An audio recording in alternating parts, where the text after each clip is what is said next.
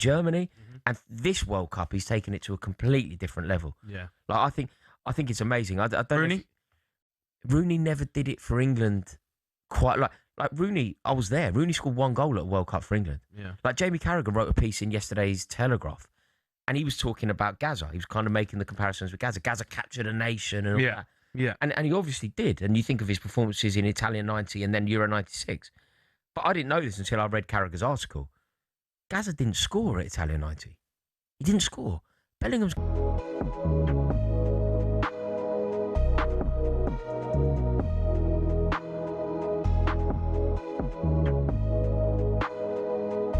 Talk Sport.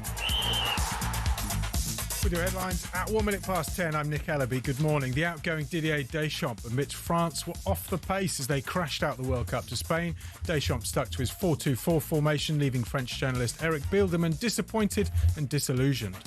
You have 4 fantastic weapons up front, but if the midfield is overcrowded by the opponent, which was the case with Spain, you don't have anyone to provide them with bullets. So this game was lost in the midfield. Over 141 arrests have been made in Paris overnight as riots erupted following France's surprise defeat. Meanwhile, there are no cracks in Tuchel's relationship with Jude Bellingham. The England head coach has told talkSPORT he blames ITV's Gabriel Clark for being selective after the win over Norway. The question was unfair in this moment of time towards Jude because he cut all the compliments out of my assessment and just asked about the critical points. So I can understand what you expect of a player that just gave everything. Declan Rice is ready to start against Argentina tonight. Reece James is also fit. Ezri Konsa's told talkSPORT he's ready to play if called upon and is excited to share a pitch with the world's greatest player, Lionel Messi. It's not just him. They've got a lot of quality around the pitch, and so do we. So I think as long as we focus on ourselves and focus on what we know we can do best to try and stop them, I think we'll be fine. Alexis McAllister says Argentina's players have been watching clips of Maradona for inspiration. England's World Cup semi-final is live on talkSPORT tonight with all the build-up from 6:30. Some breaking news: Sunderland have completed the signing of Belgium fullback Thomas Meunier. That's on a free transfer. And London City Lionesses have signed France international Kadidiatou Diani from Lyon. She's London City's 6th summer signing and follows Ballon d'Or winner Alexia Putellas. More at talksport.com. talkSPORT News. Nigel Farage has accused other political parties of demonising reform and putting their members in danger. And a warning has been issued over plumbers continuing to use lead solder. Sangeeta has more at past. talkSPORT weather with QuickFit. Sort your new tyres this summer at a time that suits you best from the comfort of your home or work 7 days a week with our mobile tyre fitting service. Conditions apply. Bit of low cloud hanging about along eastern coast. Elsewhere, fine and dry, plenty of sunshine and hot again. The southwest could see the odd thundery shower. Hello, I'm Matt Forden from talkSPORT. This is how to win the World Cup. This is the best squad I think England have ever had.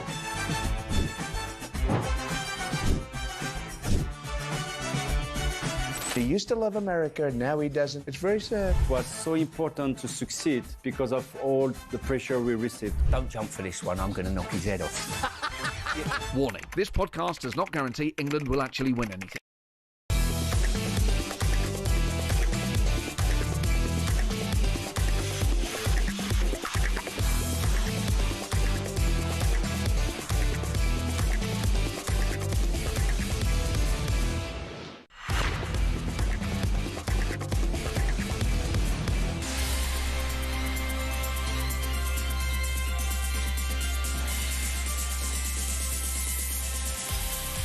Good morning, this is Paul Hawksbee and Charlie Baker with you through until 1 o'clock here on talkSPORT. Where this morning, Charlie, please tell us what's coming up. Coming up over the next 3 hours, Paul, former England fullback, half French, married to an Argentinian, Graham Lasso, returns to look ahead to tonight's semi-final. Who better today? I know, he played in the 98 game, Paul. I know. Fantastic. Argentine player turned coach Sergio Torres recalls coming up against Pickford and Byrne, and legendary ITV man with the mic, Jim Rosenthal, pops in to recall being behind the goal for the hand of God. Unbelievable. The look of shock on Jim's face. Why didn't he tackle him, Paul? Why didn't Jim tackle him? Well, that's it. It could have been the last ditch.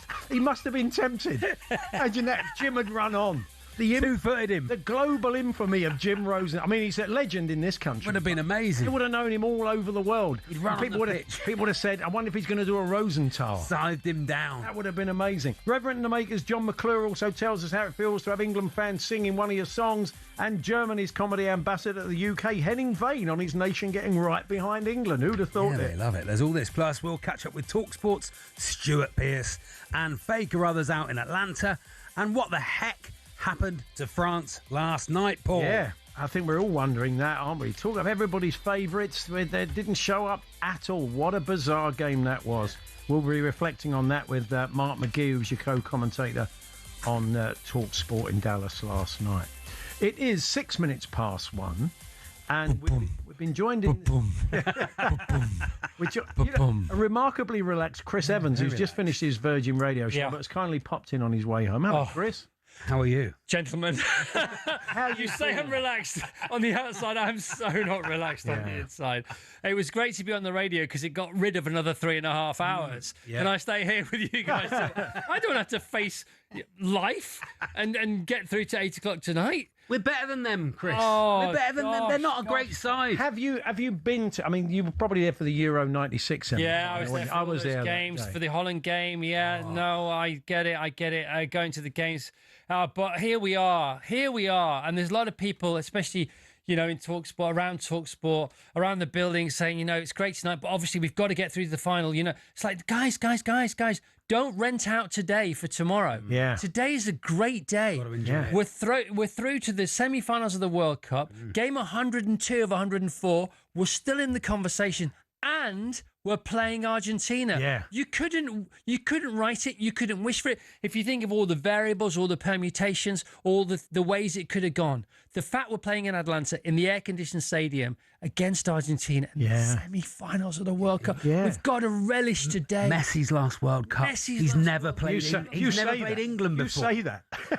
I can see him at what is he? 43, just playing, strolling about with his dog on a lead. In the centenary. Yeah. And there's a game in Argentina. No, that's a very good point, Chris. They're going to want to put for old time's sake. I mean, every time Scaloni says if he still wants to play, we'll pick him. And all the players seem to. But 43, can he still do it? 43 years old. Well, I don't know. I'm not a football expert, but I am a fan, and with the whole show, what we've done today is how are you going to stay calm? Yeah.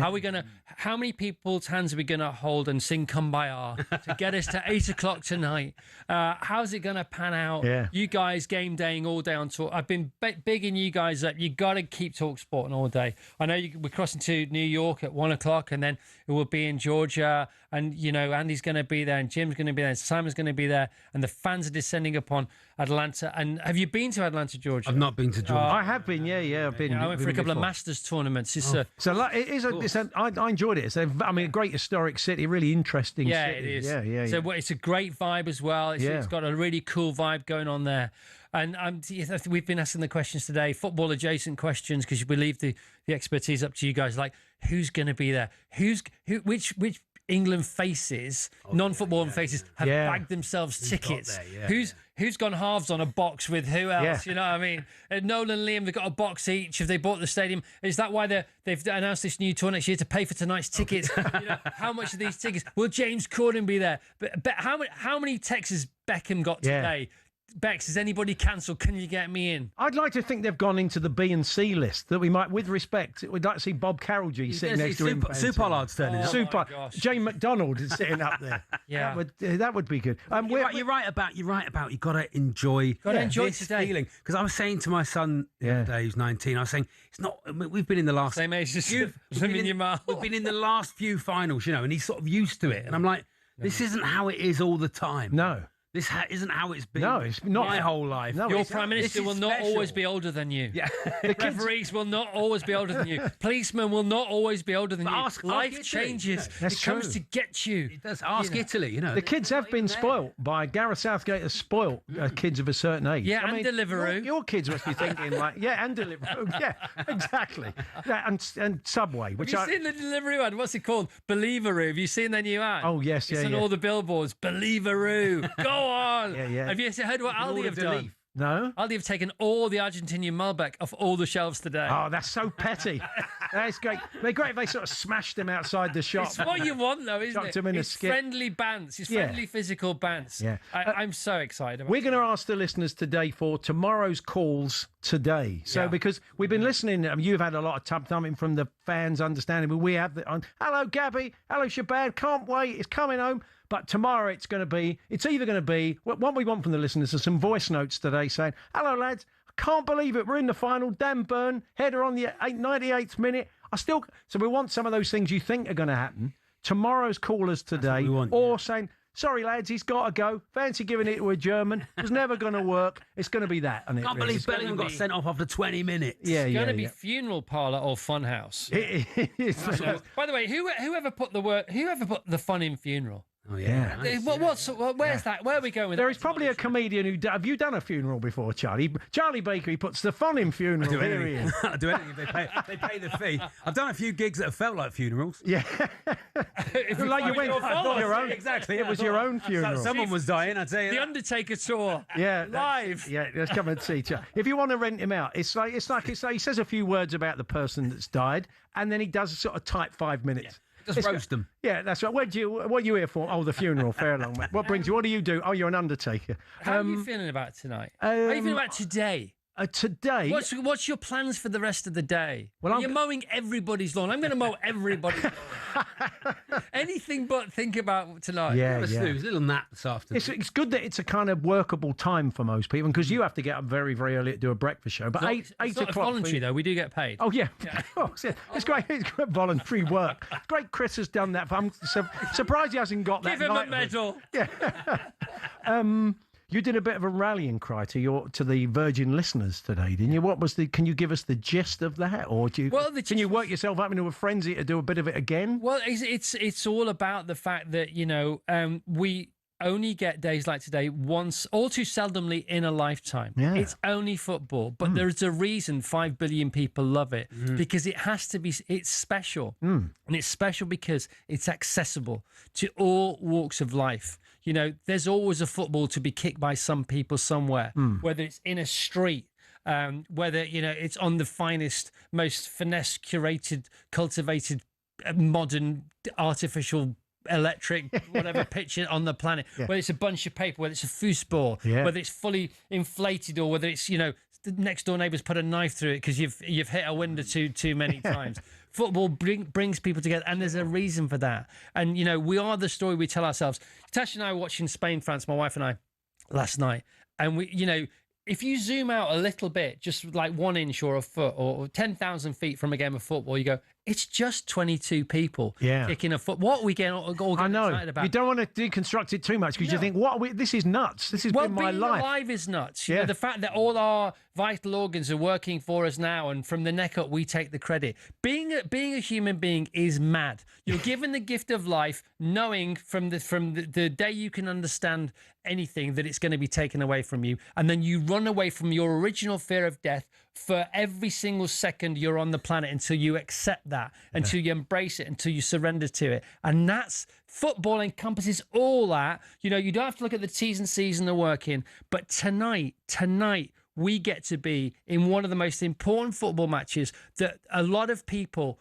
will ever see. A lot of England fans will ever see. Maybe the most important. Who knows what's going to happen in the next tournaments? Sure. In people's lifetimes. This could be it. And tonight we get to have today, to hook up with our mates, have a bit of banter, to forge, it's the feel alive. Firmer friendships with Argentinians. Feel alive, feel you don't have to wait to die to get to heaven. In fact, it's the opposite, they say.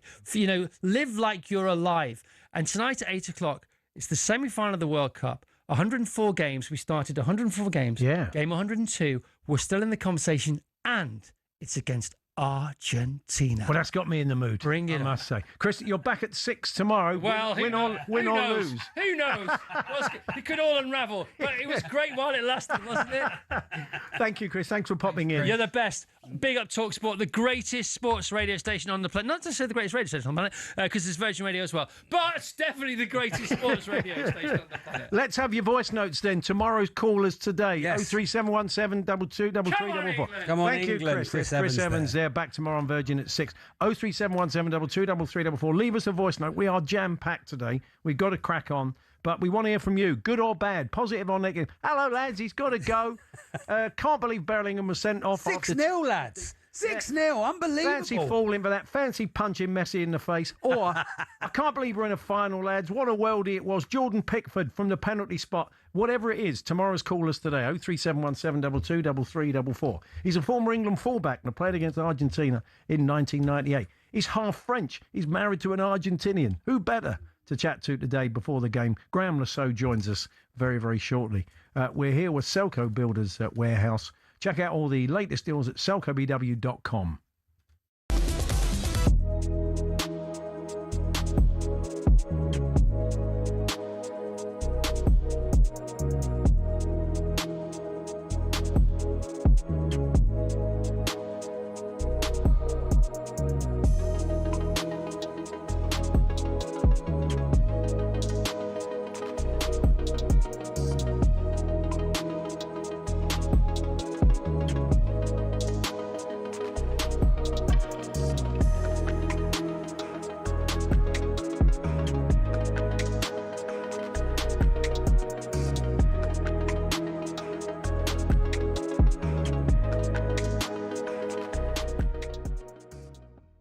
Are we too late in the tournament to expect England to suddenly spark into something new? The opposition it's like stars make fights. The oppositions make the opportunity for teams to play well. Croatia made the opportunity for England to play well because of the way they set up. Right. I don't think the Argentinians were set up that way. I don't think England are a particularly good side.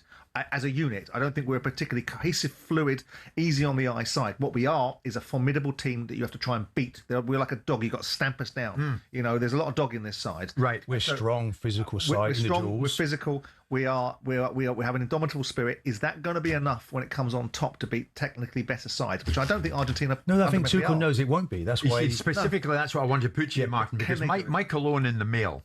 England were played off the park by Norway for large periods and couldn't get control of the game.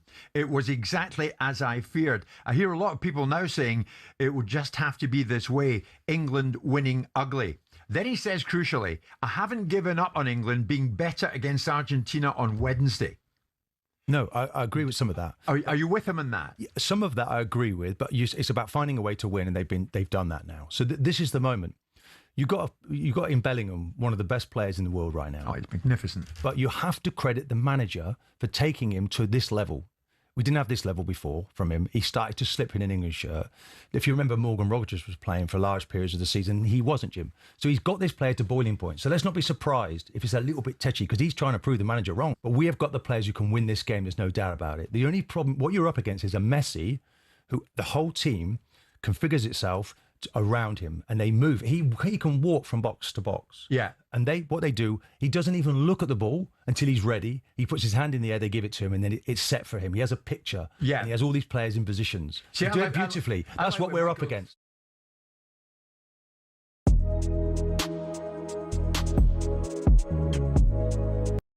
Hello, I'm Matt Forden from talkSPORT. This is How to Win the World Cup.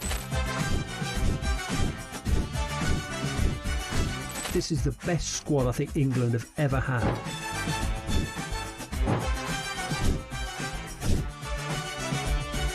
He used to love America, now he doesn't. It's very sad. It was so important to succeed because of all the pressure we received. Don't jump for this one, I'm going to knock his head off. Warning, this podcast does not guarantee England will actually win anything.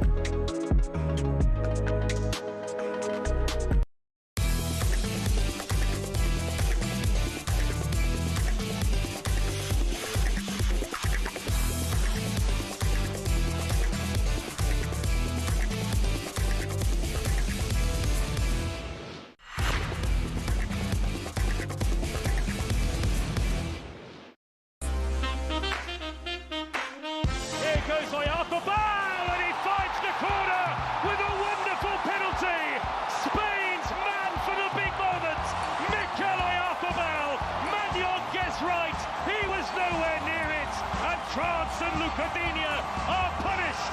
France 0, Spain 1. Yamal's little touch. Olmo back heel. Yamal across. Ruiz wide. What a move that was from Spain. It's deflected behind for a corner. Porro's held it up. Midway inside the France half. Early ball. Gets it back. Pedro Porro! It is 2! Pedro Porro kisses the badge. That is a golden moment for Spain. France 0, Spain 2. That's it. Spain are a game away from a second star. The European champions now on the brink of becoming world champions again. Yeah, the result that shocked the world. I mean, it shouldn't have done. Spain are a very good team, but France have been the team of the tournament. And Stick in the throat, Paul. Pedro Porro scoring the... No, he's just signed a new contract. We all love Pedro, don't we? I'm glad he signed it before he scored that goal and had such a good World Cup. It might have cost us a bit more money. Graham Lassault, a man with French connections, not the French Connection, obviously. That's a completely different thing. I have seen him in a pork pie hat. Yes, oh, good. Joins us now. Hi, Graham. Hello, Graham. Good morning, gentlemen. Good morning. What I mean, what a surprise, really. I mean, Spain did such a number on them, and it did strike me. Interested to know.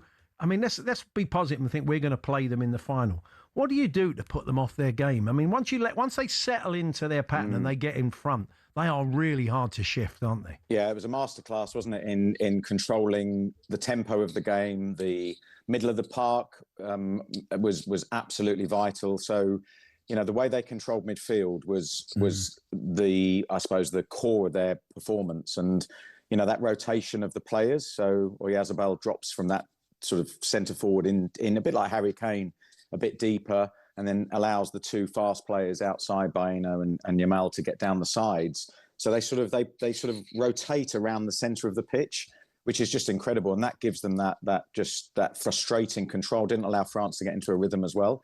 So you see Rodri playing at his best, and it's interesting. People talk about we all compare football to what we see, and the Premier League being what we see week in, week out, or the Championship, domestic football, and then you see international football, and you see players playing in a different way. And in some ways, I think that Spanish team, when you talk about Porro, Cucurella as well, the left back, they just look so much better, I think, at that level of football. I don't mean it's a better level, but that's the way that the game is played at international level. So it was amazing. And it was a big surprise, a really big surprise. You must have played in games, Graham, where you've got all these brilliant players around you and you can't work the puzzle out. You're there in real time trying to work out the puzzle or get back into a game to try and get on the ball. It must be a really tough experience, I guess.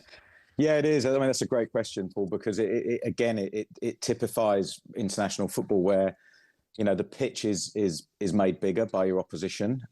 They find a spare man. They attack an area where you're out of position.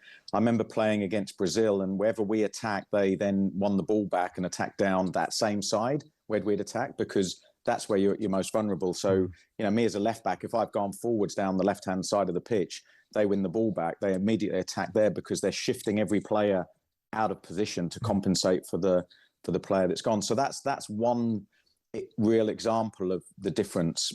We've seen that evolution, obviously, in our game in the Premier League, where it's become more sort of, ball control, probing football, the game slowing down a bit. But there's still a difference at that level. And I just think international teams like Spain, like France to an extent, although they're have a slightly different style. I just think the transition from club football to international football is a smaller jump for a team like Spain. They've got that unbelievable identity within their playing system already. So they know how to win games like the game yesterday, where on paper we would all had France down as clear favourites. Yeah, I mean, Spain are boringly good at it, unfortunately. But funny enough, I thought they were more entertained. They got on the ball, they got forward. Yeah, I suppose they had to, didn't they? Because otherwise France would come at them. But Yamal could have scored a worldie. They had another one chalked off that would have been one of the goals of the tournament. Or they just missed, didn't they? Yeah, that was Fabian Ruiz, But they've had a tougher run to the final than France had. They've had to beat Belgium, they've had to beat Portugal, they've had to beat, Austria weren't great in the end, but they've had a good drew with a good Cape Verde. So you think they were sort of battle? So I think they were battle hardened, which I think England are actually. I think England have had a good run. And whereas France, I think they played Iraq and Sweden. Apart from Paraguay, where they got a kicking, that was kind of it, Graham. I take Charlie's point. Yeah, I do. I'd add Morocco into that as a tough game. Yeah. So I think that was their bigger challenge, and they dealt with that in a very, professional way, didn't they? But yeah, I mean, I think again, your stages of the tournament, everything changes, and it's how you recalibrate, how you maybe change the way you play. And I think you're right, Paul, in the sense that I thought Spain were still progressive. They still took the game to France when they could. The possession was pretty similar. It's just what they did. They did everything better in a more controlled way. There wasn't anything reckless about Spain. Whereas France, I'm not saying reckless, but they rely so much on that front four that they fly forwards. They're quite open. So there's a little bit of vulnerability, and that's what I think Spain exploited really well. But if England get to the final and you look at the journeys through, I think they'll have both learned a lot about each other through all the different sort of games and styles of football they've had to play against. And it's a case of, if England do qualify, it's immediately straight back to the drawing board, looking at where Spain are potentially vulnerable. And at the moment, I just feel that, if Spain can control the game like they did against France, you've got to make sure you don't concede the first goal. Absolutely. You really do. That is key, yeah. And we're going to have a chat with Mark McGee later, who was co-commentating last night, the former Scotland assistant manager. He watched that game for talkSPORT and co-commentated, so we'll get his take on how maybe England could get at Spain should they reach the final. The World Cup Daily is out. Adrian Durham and the gang, Stuart Pearce, Jim Proudfoot. More on Jim later on. Great news for Jim today. We'll be looking ahead to the big game tonight, how to stop Messi, Jude Bellingham's influence. Jude Bellingham's influence. And you'll hear from Tuchel and Stones and Konza and Mark Gay, and they'll look back on Spain, France. The World Cup Daily, available now. More from Graham Lasso. We're going to reflect on a memorable World Cup game that he played against Argentina in 1998 and other matters besides in a few moments' time.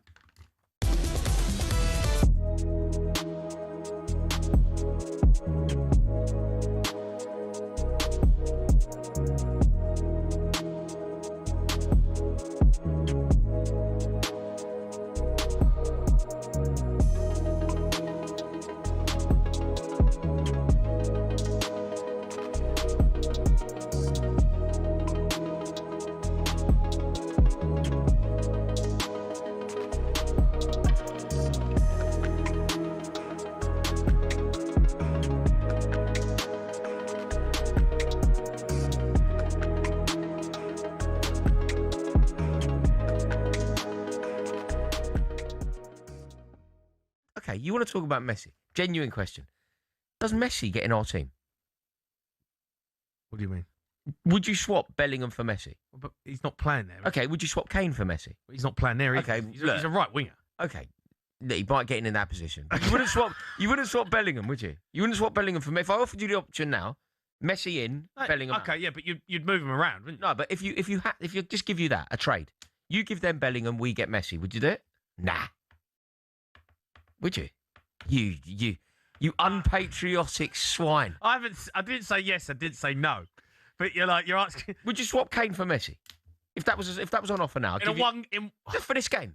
A one-off game. This game. A one-off game. This game on Wednesday night in Atlanta. I'll give you the opportunity to sub off Harry Kane from our starting lineup and bring in Lionel Messi. Do you do that? Absolutely not. I think. Oh, come on, mate. Today, come on. Harry Kane is a better footballer than Messi today. I'm not saying legacy. Lionel Messi is the greatest. Lionel Messi is the leading goal scorer. Lionel Messi is the greatest footballer to have ever lived. No doubt. He is the leading goal scorer in this World Cup. In his peak, no doubt. I know, but Kane is better than him today, isn't he? I don't think you can say that. There is a wane to Lionel. I don't think Lionel Messi 08. If we're having this conversation, we're having this conversation 09 when he destroyed Man United in Rome. Messi play in this World Cup? Yeah, I thought he was exceptional. I thought he was exceptional. Did you watch Harry Kane against Norway? He didn't have his greatest game, did he? No, he didn't. No, he didn't. Dead on his feet. Come on. Look at his goals against Congo. I know, but look at Messi's goals in the tournament. Okay, I'll give you the option now. All right. Cards on the table. All right, go on. Would you rather have Harry Kane in your starting lineup on Wednesday night or Lionel Messi? I'm not answering that question because it's. Would you rather? I'm not answering that question. Okay. Would you rather have Jude Bellingham or Lionel Messi? I can't believe it. I just don't like. I can't answer that question.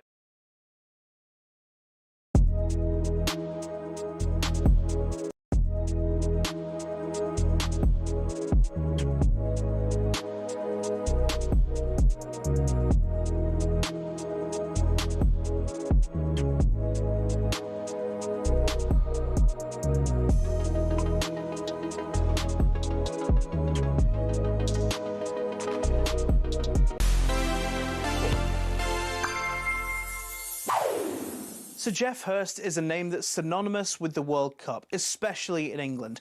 That hat-trick at Wembley in 1966, the stuff of legend. But did you know the tables turned 4 years later when a dodgy goal decision cost him and England another shot at glory? After 66, Jeff Hurst is a household name. England's main striker, a goal every other game for his country, and even a spot singing on Top of the Pops. It looked a bit different, didn't it? But the 1970 World Cup wouldn't be a cakewalk. Hurst only scores 1 in 3 in the groups, and England finish second, meaning they get a tougher draw for the knockouts. And who's waiting for them in the quarterfinals? West Germany. It's a physical game, and as you can see, Hurst wasn't given much time on the ball. England go 2 up, but the Germans come back, and we're going to extra time. Gerd Müller scores, and seemingly puts Germany in the last 4. Just moments from time, though, Jeff Hurst has the ball in the back of the net. But the referees decided that when Francis Lee cuts in from the right, despite his cross clearly deflecting off a German boot, Hurst is offside, so he disallows it. After that decision went in England's favour 4 years earlier, suddenly they're on the receiving end of a controversial call. England had been one of the favourites, and Hurst never played at the World Cup again. If only we'd had VAR. Ugh, can't believe I just said that.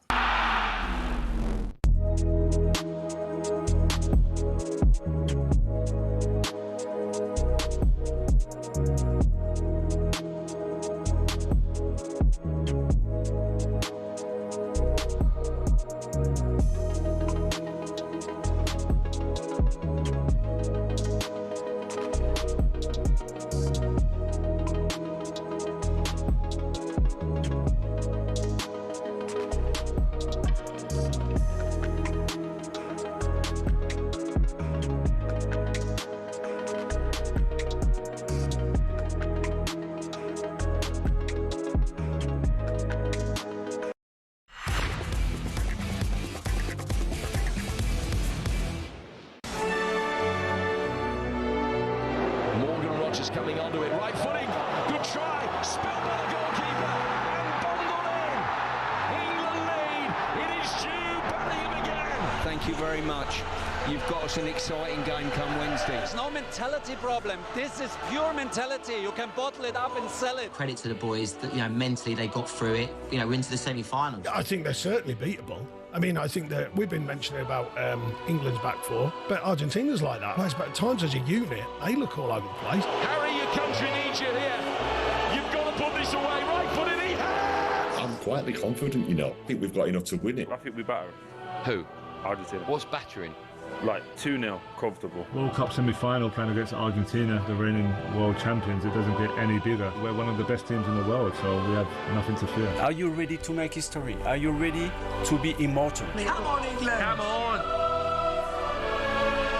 Yes, not long now till we kick off. All the build-up, of course, here on talkSPORT, live from New York from 4 o'clock with Andy and Benty, and then Adrian and the gang in the stadium, and the sports bar straight afterwards. Graham Rousseau, a veteran of that game in 1998. Not retired yet. When once Graham's not retired. Available. Still never available. Retire from international football. You can never retire from international football. I'll tell you, that was a very rousing bit of a clip there. You should be playing that before the players go out onto the pitch. That'll get them going.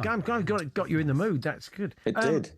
Yes, 98. Let's go back to 98. Yeah, we often feel we always get sawn off when we play Argentina. We did in 86, and we did kind of feel in 98 as well. The Sol Campbell. It's always tight, isn't it? They've never thrashed us. We've never thrashed them. It's always really tight. It tends to be, but we kind of sawed them off a bit. I'm not sure what VAR would have said about the Maurizio Pochettino foul on Michael Owen when David Beckham scored the. But in big, high-profile games, we've been sawn off twice. Your memories of 98, was there that sense of injustice after that game where you felt like you'd been wronged or not, Graham? Yeah, there is. I mean, you don't. The perspective's slightly different because you always feel that you've got to overcome those situations, and the beauty of playing is that you feel that you've got a chance to make a difference and to actually affect the result rather than looking at it from the outside. So my mentality and the players' mentality when David Beckham got sent off was to dig in and to deal with what was in front of us, which was sort of trying to contain. Which was what was a fantastic Argentina team, and then try and exploit them. And we did that magnificently into extra time. And as you rightly say, Sol Campbell, I was on the bench at that time. I had horrific cramp towards the end of the 90 minutes, doing David Beckham's running for him, obviously, after he got sent off. Yeah. Sol Campbell scored, and that was when I was a fan on the bench. We all got up and thought we'd scored the golden goal, and then all of a sudden Argentina put the ball down, took a free kick, and nearly scored at the other end. And so, look, you can look back and reflect. I don't think many players do in that sense. You sort of, you get over it. It's massively disappointing. It's really gut wrenching because you put everything, as you can imagine, into it. The sort of the commitment day to day. Getting ready for the games, getting yourself in the best possible physical and mental state, and then looking forward to and enjoying these games is there's a moment as you prepare where you have the sort of the angel on one shoulder and the devil on the other, and the devil's telling you you're going to be rubbish, you're going to make a mistake, and the sort of the good cop angel is saying you're going to be brilliant, you're going to have the game of your life. So dealing with that is one thing, and then the outcome is the outcome. And I think we can take, as long as you come off the pitch knowing that you did everything you could, all those hardships and those moments where you feel like you've been hard done by, they're sort of just they're part of the game. You get lots of those, and you just have to sort of try and overcome it. Otherwise, it would just beat you up. Well, you have to understand the Argentinian psyche to appreciate the way they play their football, and you do because of your family connections. But Tim Vickery always says the hand of God. Argentinians love the hand of God, and they celebrate it because it's sort of Argentinian working class. He was seen like the artful dodger, the one who got the edge over the man, who outsmarted the man. And so it's celebrated, and you've probably witnessed that when you've gone over and seen wife's family and talked about it. It's interesting, isn't it? Culturally quite interesting. Yeah, it is, and I think that the Argentinian psyche is that there's a part of every society, that has that sort of the ducking and diving and the sort of sailing close to the wind with things, getting away with something. There's that in there's that in London society, in English society, but I think it is.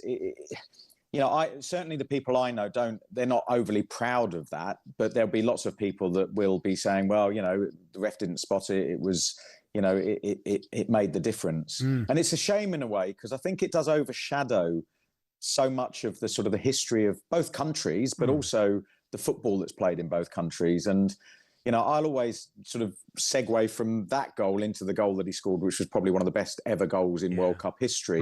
And I'm just so glad that happened on the same pitch in the same game, because then you get the sort of the light and the shade of Diego Maradona and the sort of the beauty and the flaws that exist within football.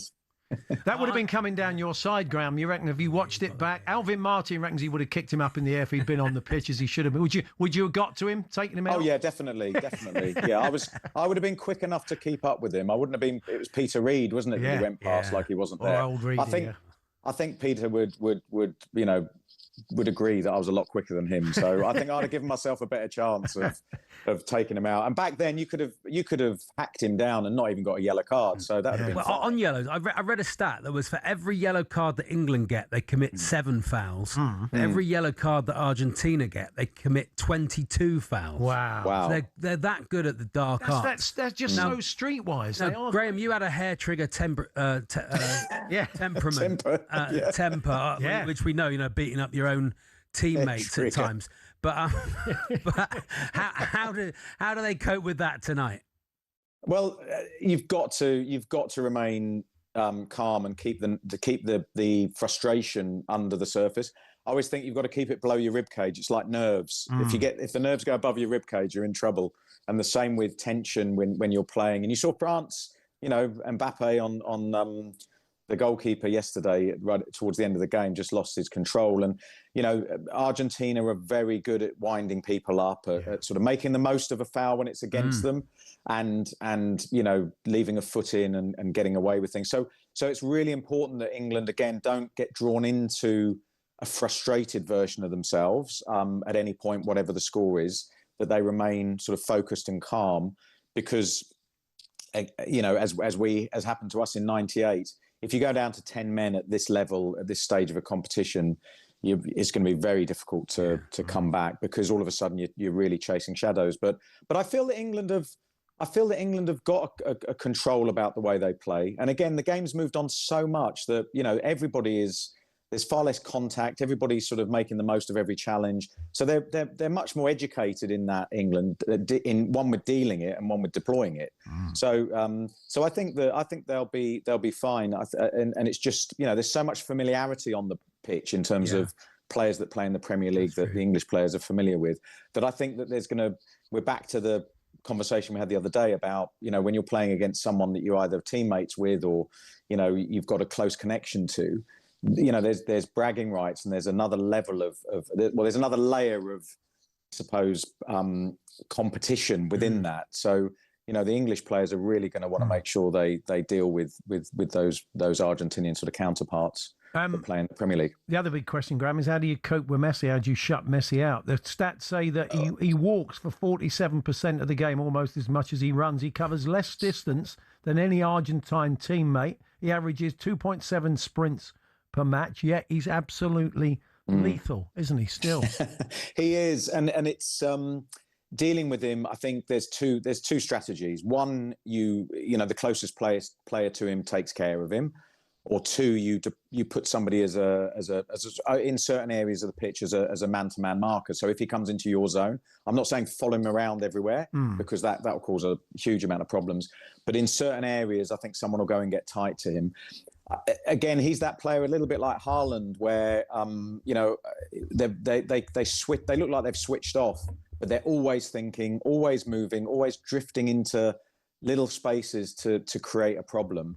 And so whoever he's closest to has to be laser focused on his sharp movement, because he only needs a yard or two, and he will cover, you know, a huge area of the pitch in terms of, you know, that final third. He'll cover almost every blade of grass in that final third, albeit at a very sedentary pace. He'll go in and force everybody, you know, along that defensive line to think about where they are in relation to him. So whoever's fullback, you know, at a certain point, they'll be going, well, do I need to go in there or do I stay here? And they're going to be doing that for 90 plus minutes. And that's hard work. So, you know, you can always find yourself just slightly in the wrong place around someone like Messi, and he'll exploit that. And that's the danger. But what a challenge for those players to pitch themselves against him. I feel quite zen. Strangely, for a guy, I just feel quite positive. We're good. We're good. I think if we can impose our game on them, I think we've got, you know, we've got depth in the squad. If we turn up, we win. I really think that. Fancy our chances. Yeah, there's a physicality about England that I think is unmatched. You know, the Anderson example is probably the best.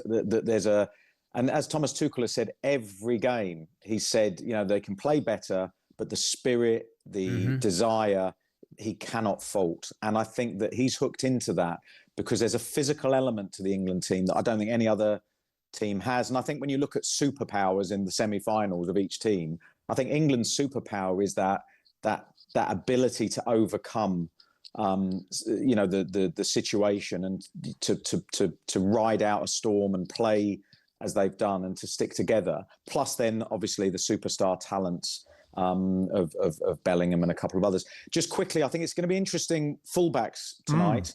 I just wonder if he goes Spence and O'Reilly out. And maybe even Reece James, if he's 100% fit at right back, with Konza and Gay as centre backs. I mean, the centre back, Stones, I thought did really well. You know, made a mistake early on, but he's a very clever player in terms of the way he reads the game, Stones. So he still might keep his place. But I just think those two fullbacks might change against the pace and quality that Argentina having those wide areas. Oh, that's interesting. Tim Vickery has also been telling us that losing Angel Di Maria has seen Messi going wide, going right quite a lot of the time in games. Like he Di feels Maria, like, yeah. And so it's going to be a busy night, certainly for Nico O'Reilly, I guess.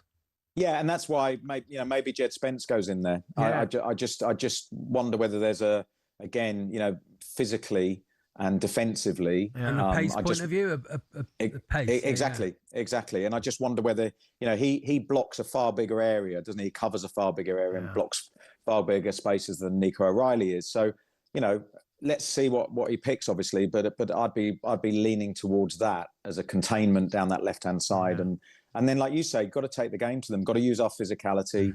I'm confident as well. I think once we overcame the Mexico game, I felt we'd get to the final.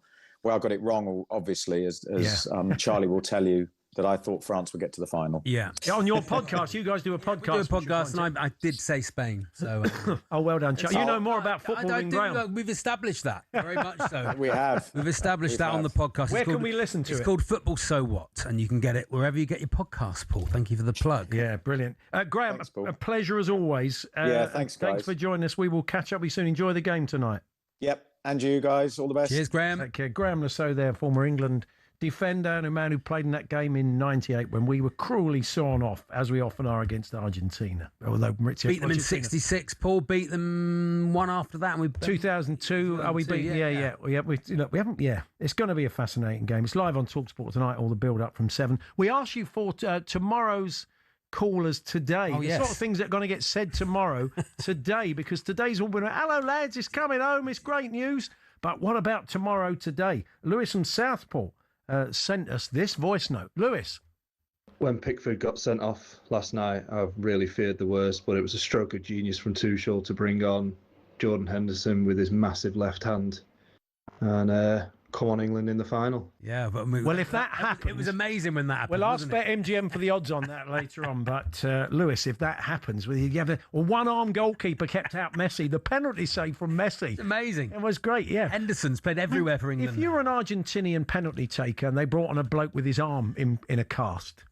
Are you allowed? No, you're not. No, you're not. The goalkeeper can't have his arm. Can't have a player with an arm. Can you play? Can you? Well, bring, not a can hard. You bring on an outfield player in Not goal? the sort of hard cast. I love the fact that he's wearing his full kit. Like I'm ready, Gaffer. He's like ready, a puppy. He's on. He's ready to come on. Although, I mean, I could be wrong. Maybe it is the sort of cast that would allow him to play, but not the sort of one that allow you to straight arm Lautaro. That would be funny, wouldn't it? Yeah, but right after a proper arm up, Lautaro runs into it. Referee doesn't see it. Well, it doesn't work anymore if the referee doesn't see it, but the other 9 referees do. Unless it's the Uzbek team that did that game a little while ago. That was good, though. Plenty more of those.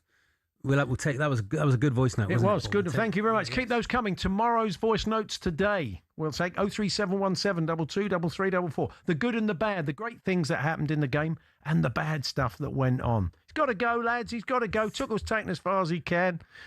We're building up to England's massive semi-final, of course. If you're in the Midlands, no better place to watch it than talkSPORT's Fan Zone, the SI Warehouse, Villa Park. Gabby Agbonlahor will be there. He's promised not to sing again with DJ Tony Perry. Tickets are still available, which includes a free pint. Gabby, when I left, he said it was AI. I mean, AI would tighten it up. It needed a bit of auto-tune, didn't it? Something, yeah. Don't miss out. Head to talksport.com/fanzone now to secure yours, and you can buy them on the door. John McClure from Reverend and the Makers, a man we often talk Sheffield Wednesday with, is very excited at the moment because a song that he has an involvement with, his band, is being sung by England fans. John's going to join us for a chat very shortly. We're here with Selco Builders Warehouse, is where the trade go.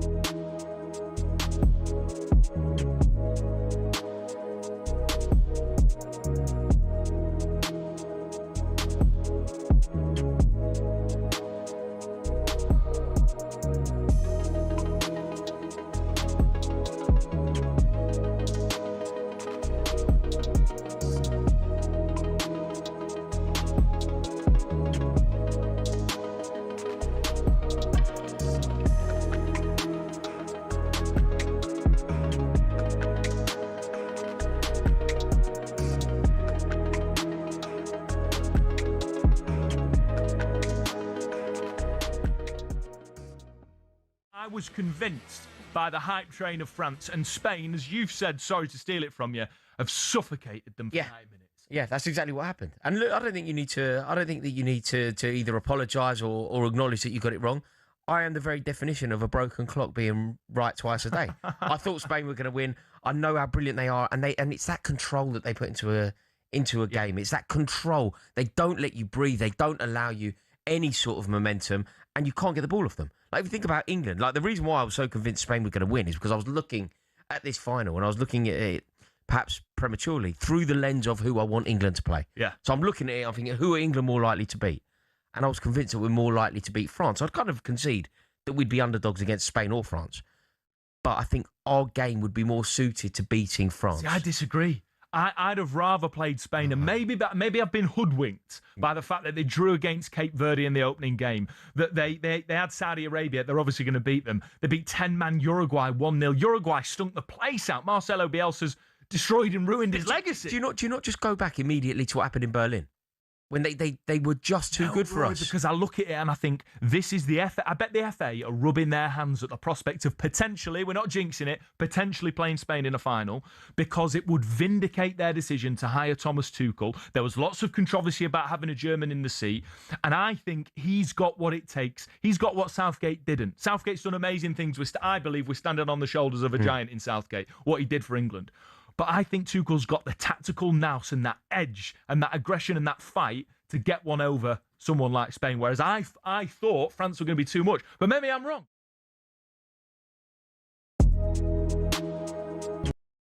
Get ready to get that winning feeling with talkSPORT Win. This summer, talkSPORT is bringing you live and official coverage of every game of the FIFA World Cup 2026. And to celebrate, we're giving away £26,000 guaranteed. Go to win.talksport.com to enter now, and you could win 26 grand in your hand, tax-free. Enter now, and you could be the next to get that winning feeling, courtesy of talkSPORT Win. Find out how to enter now at win.talksport.com.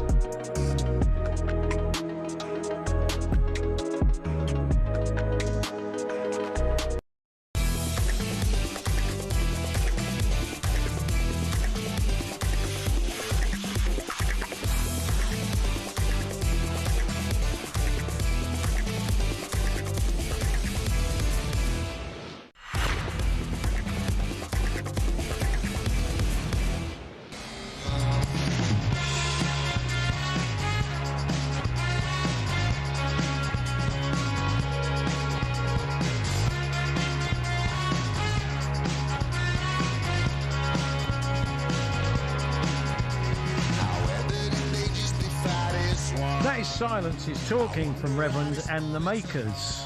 One of their hits back in 2009. Repurposing in the kind of bittersweet symphony style was Low Rider. And you remember it as a Marmite advert. A Marmite advert, Paul Meyer. So to which there was War, what is it good for? About 200 grand from Procter & Gamble. But anyway, it must be great for our next guest to hear a song that he is so associated with, being sung by England fans. Football's coming home again with Thomas Tuchel. John McClure from Reverend and Makers joins us. Hi, John. Hey, John. Hey, boys, how are you? Yeah, good, very well, thank you. So when did you first notice it was being sung? Can you remember?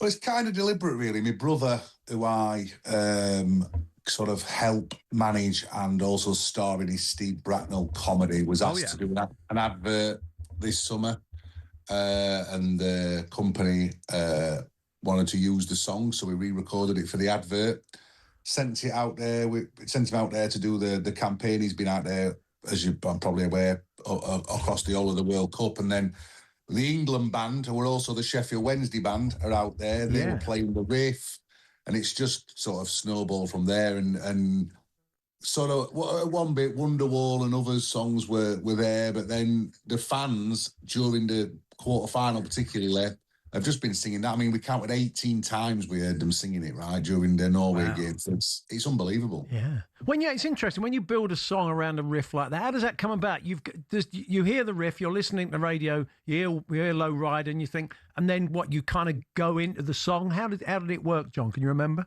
We used to go to a speakeasy in Sheffield called Club 60, which, for ease of understanding, was a little bit like the Cavern Club, right? Okay.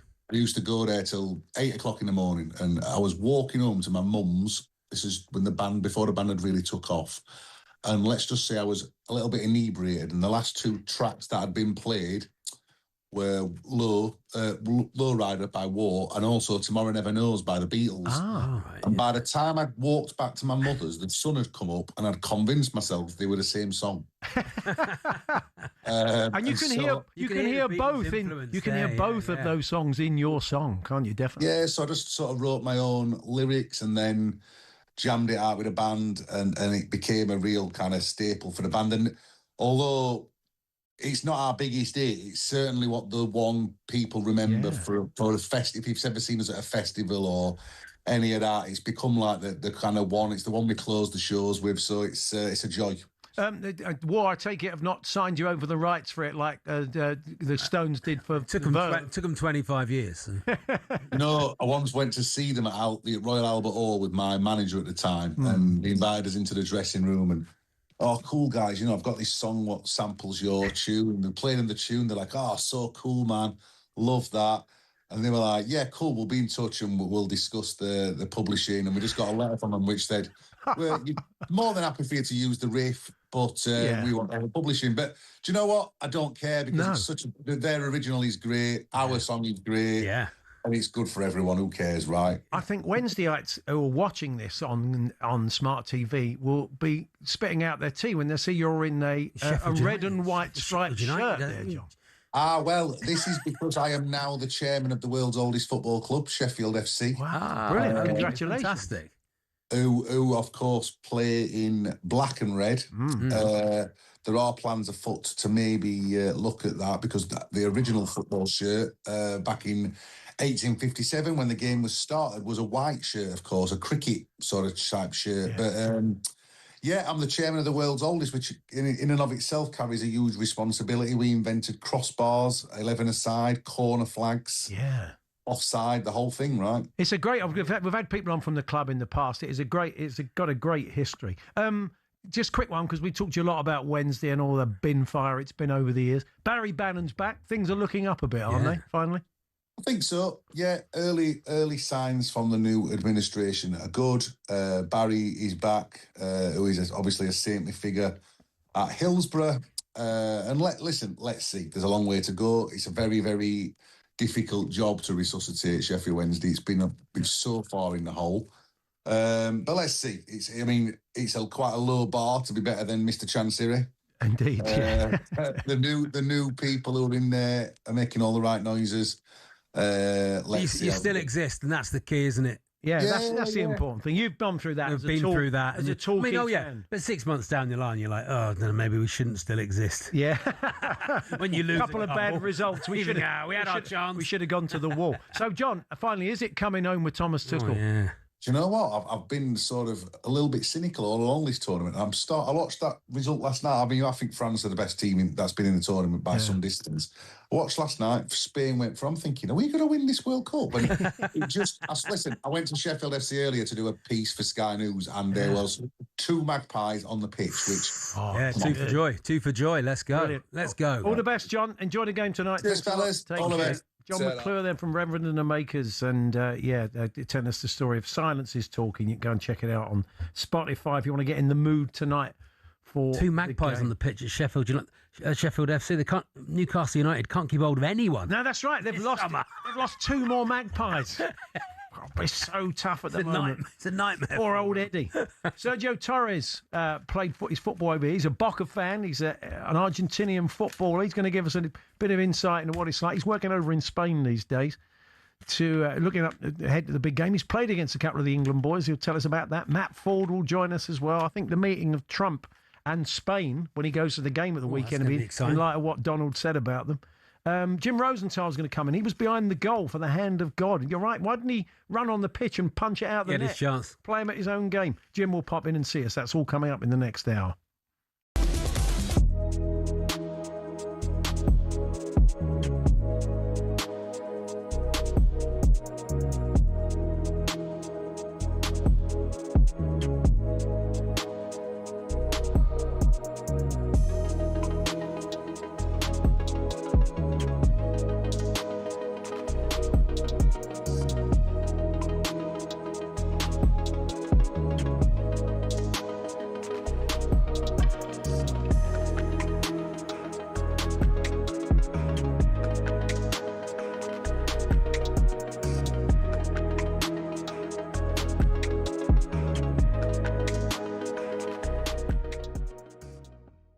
British sensation Arthur Ferry shocked the world, becoming just the second ever wildcard to make a Wimbledon semi-final.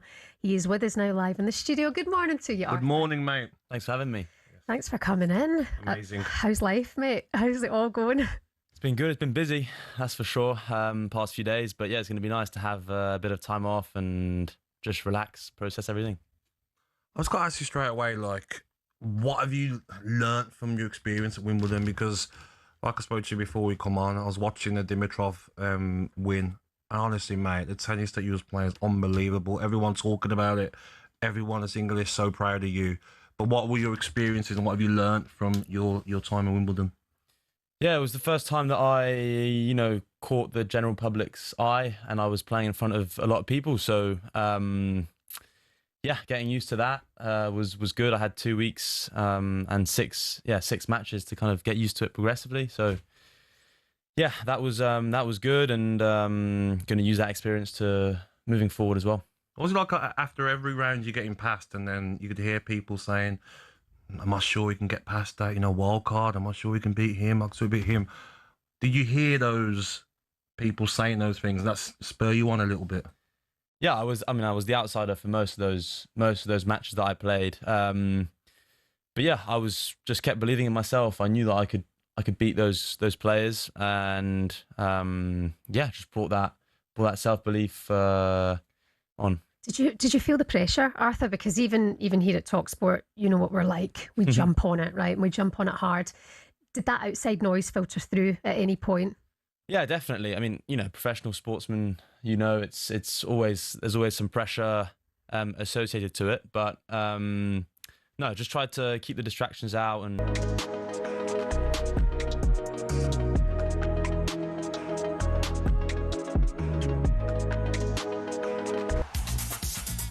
Apparently Germany want England to win tonight. We will speak to their comedy ambassador at the UK, Henning Vane, joining us a little bit later on in the show. But Nick Ellaby is here with the sports headlines. Talk Sport. Thanks, Paul. Good morning. Thomas Tuchel's told us his relationship with Jude Bellingham is as close as ever, and he's blamed ITV's Gabriel Clark for selectively feeding Bellingham criticism after the win over Norway while leaving out the praise.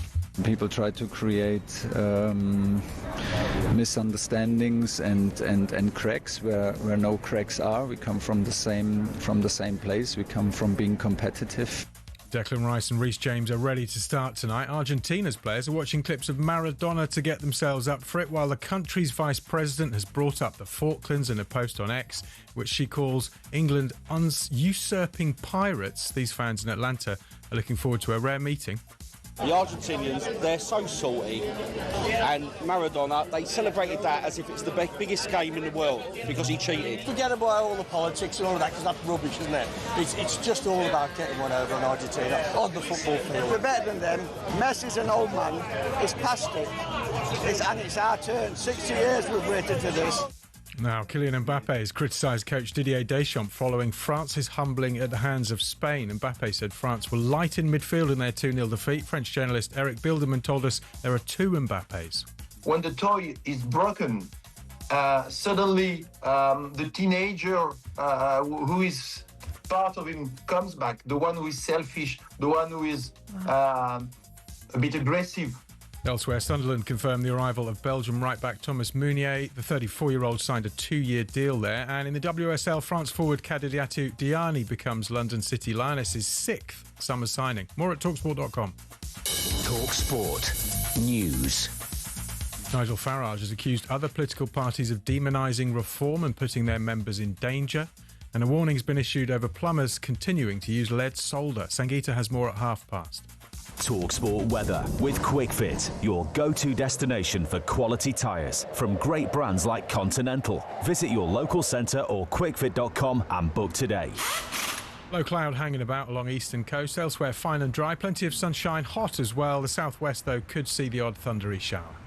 Get ready to get that winning feeling with talkSPORT Win. This summer, talkSPORT is bringing you live and official coverage of every game of the FIFA World Cup 2026. And to celebrate, we're giving away £26,000 guaranteed. Go to win.talksport.com to enter now, and you could win 26 grand in your hand, tax-free. Enter now, and you could be the next to get that winning feeling, courtesy of talkSPORT Win. Find out how to enter now at win.talksport.com.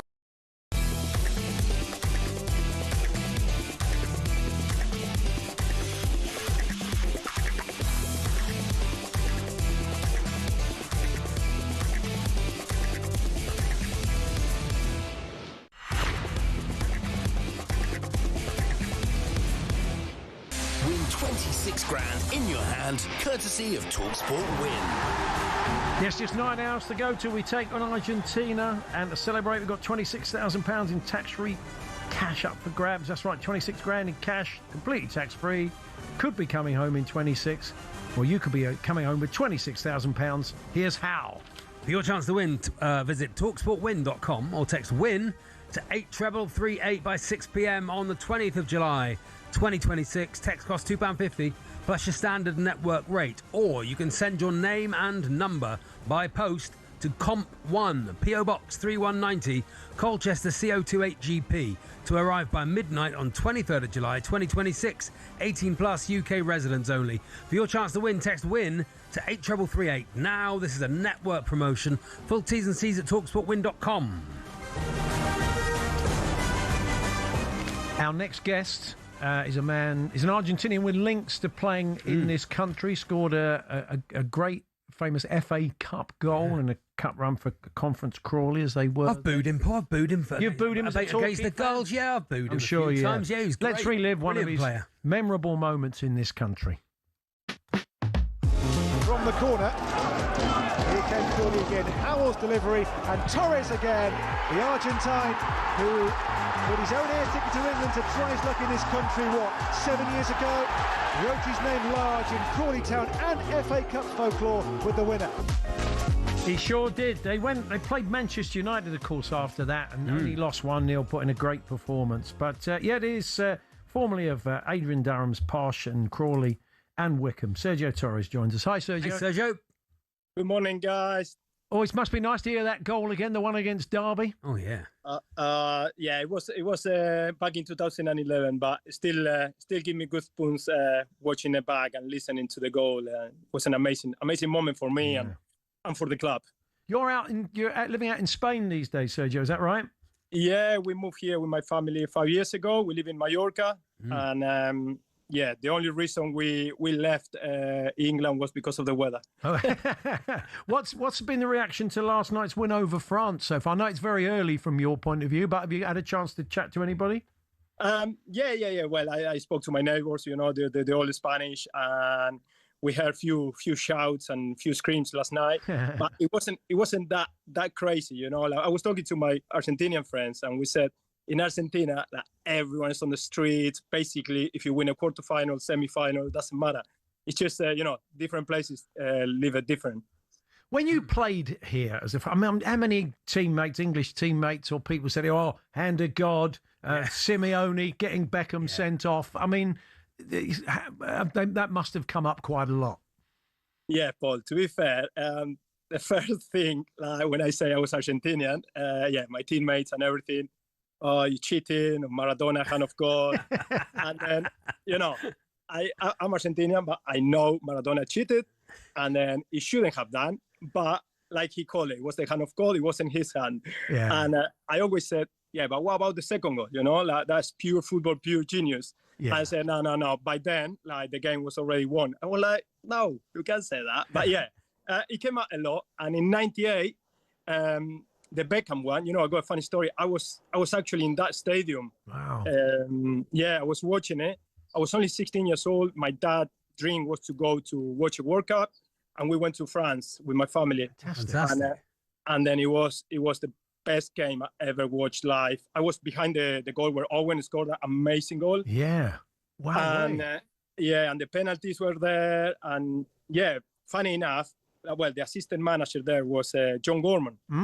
And John Gorman, like about 7 years later, he was the one who signed me at Wycombe Wanderers, gave me my first professional contract. Wow, way. So the coincidence is crazy. Did you tell John you'd gone to that game?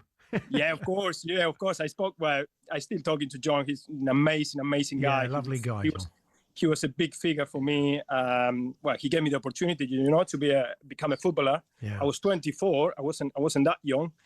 And spoke many times about that. And John, wasn't very pleased of what happened in that game. But as Argentinian, of course, I was celebrating.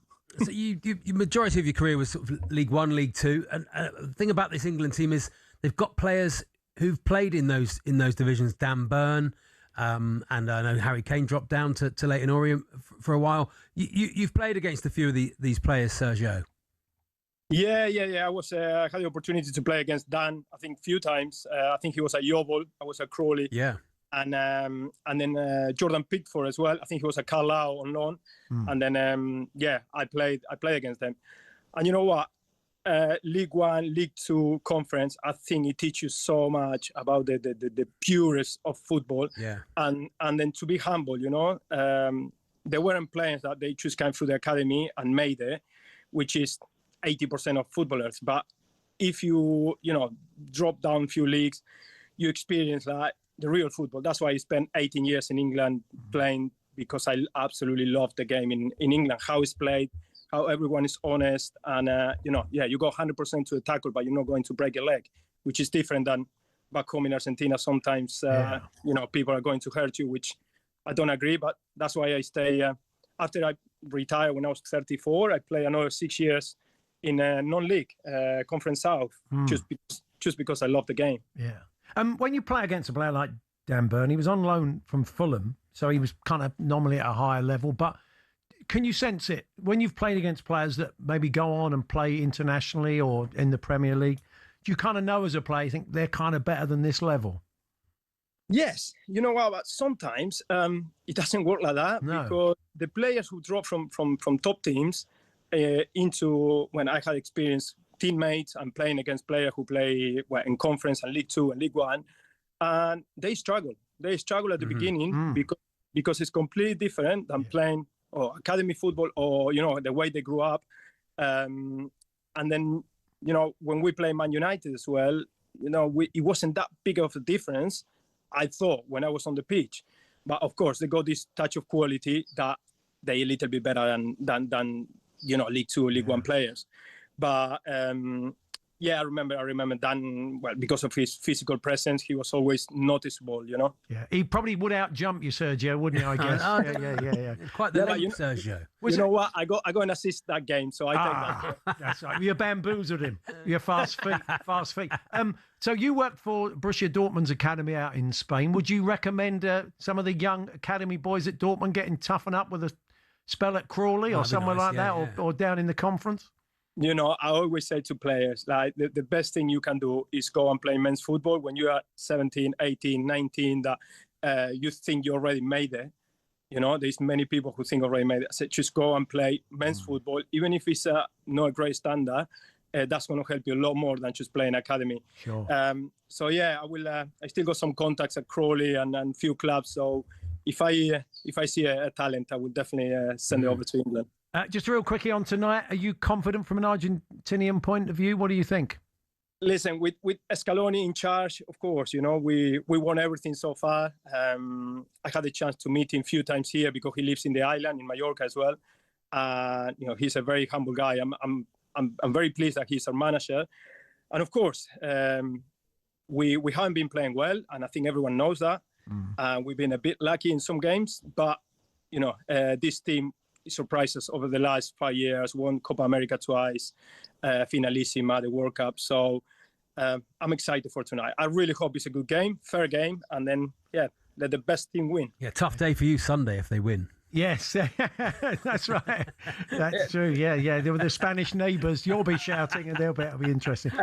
Definitely. I'm going to have to put the TV at 100 because sometimes, my TV is behind, so I will hear everything. But I got a problem at home as well. My two daughters, they of course were born in England, and they 50-50 support England and Argentina. So I said to them, okay, you can watch a game with me, but don't go crazy when they score.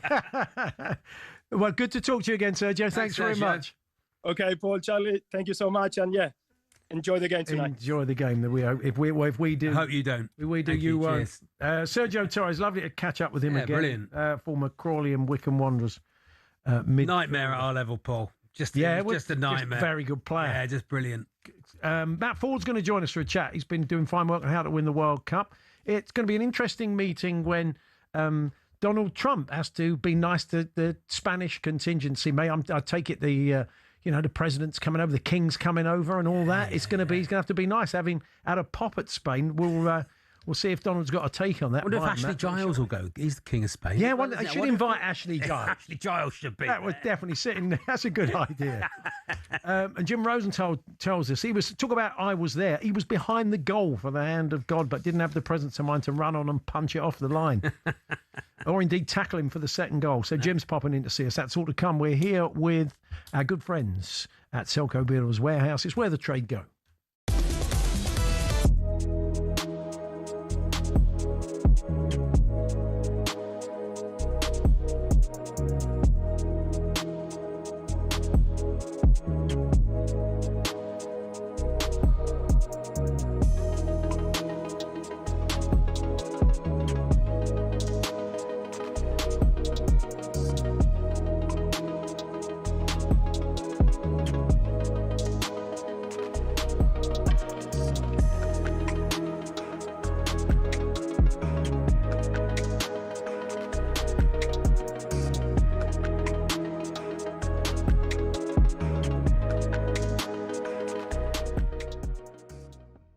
After a game, positivity, and you throw that negative comment about what a manager says, but you haven't told Bellingham everything positive that the manager said.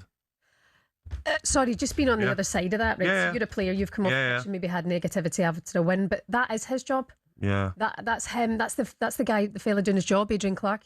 But is that a problem in the media then? But it's not. It's just your manager's just said this. What do you make about that, Jude? Yeah, but I still think that might be his job, but then when people moan, and there's been a lot of moaning on social media by a lot of the public, we've just got through to a semi-final. We should be positive, and people are creating a beef between our best player and the manager. Tuchel created the beef. No, he put it out there but first. Tuchel's not called out any player. He said what he thought about the game, which was honest. No problem. I totally agree with what he says. We can be a lot better. But when a player finishes a game, he's exhausted. He's done 110 minutes in that heat. He's shattered. He's carried his team through. He scored 2 goals. The last thing he wants to hear for the first question is, the manager said that's not good enough. Why do you say, okay, Jude Bellingham, what was that feeling like? Look at the fans behind you. How positive. Why can't we be positive in the media? Because you can see that. You can quite clearly see there's a lot of positivity around you, Gabby. What do you mean? Yeah, but that's the first question you want to ask your man. You don't want to be asked a negative question when you're trying to win the World Cup. Exactly. Not just get to a semi-final. No one said you're not You've got through the quarterfinals. It wasn't your best performance. Yeah. It's nothing to get really overly excited about. I think it is. I think it 100% is, because this World Cup, France are the only team that have been outstanding.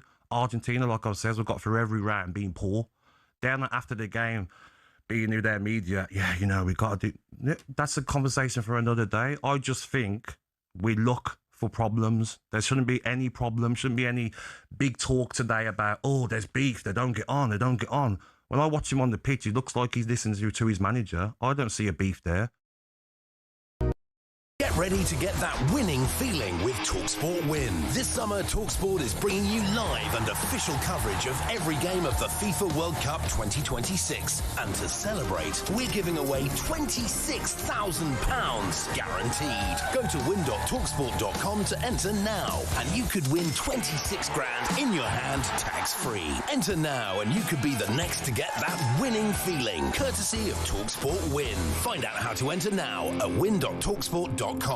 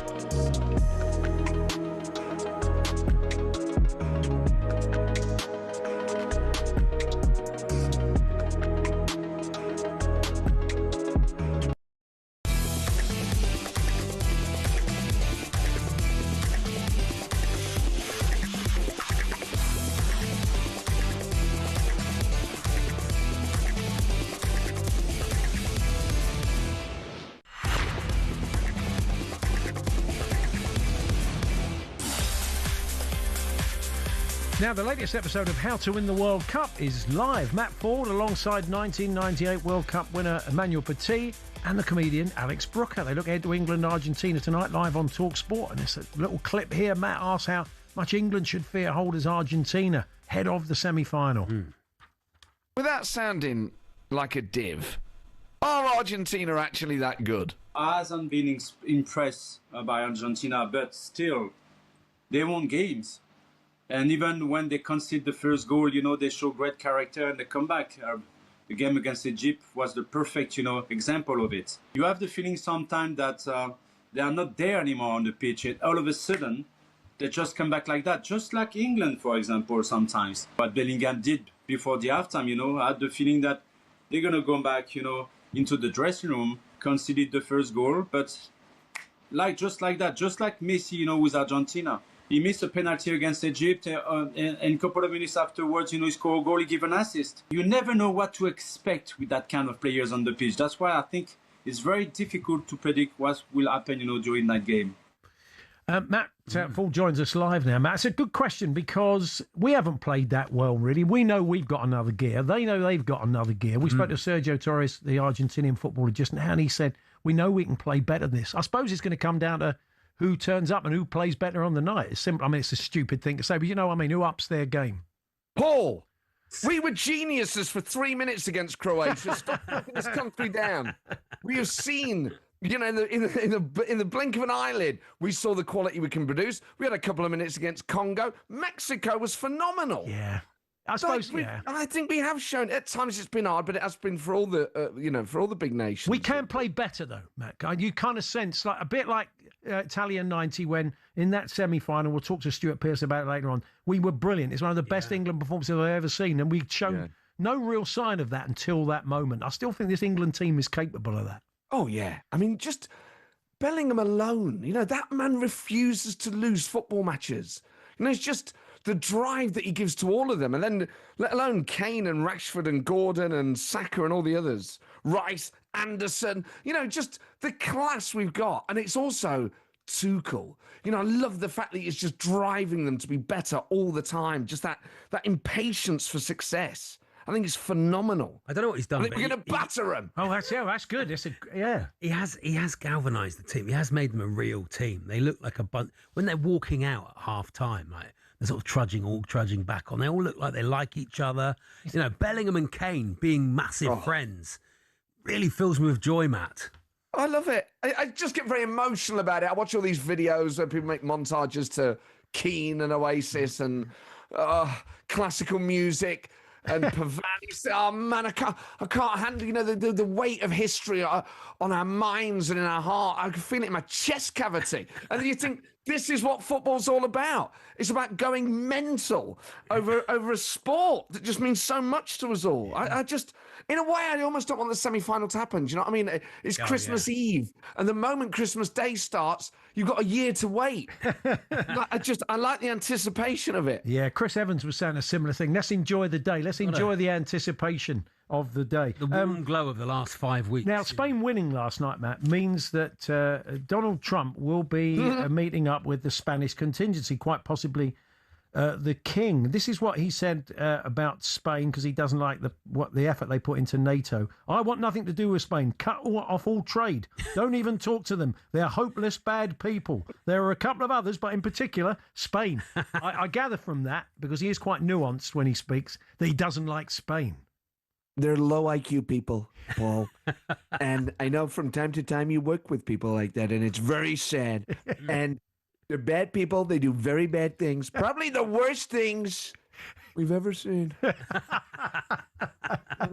think it's terrible, but I like England. I like Harry Kane. And I want to play golf with all of them. And I want to play paddle. I want to play paddle with you boys. He's been talking quite a lot recently about a 350-foot gash in the memorial pool, hasn't he? He's been talking quite a lot. You can't help yourself, can you, Charlie? I don't like swimming. I think it's pathetic, and I think getting wet is for private. And I like to have showers, and I like to have baths. I don't like to see other people get wet in front of me. It freaks me out. And I don't know if you know, but I'm a germaphobe. The idea of getting into a big pond that other men, big men, sweaty men have been in, and they're going in my mouth, it's disgusting. Yeah. The idea of Spanish. I'm American. We don't do that.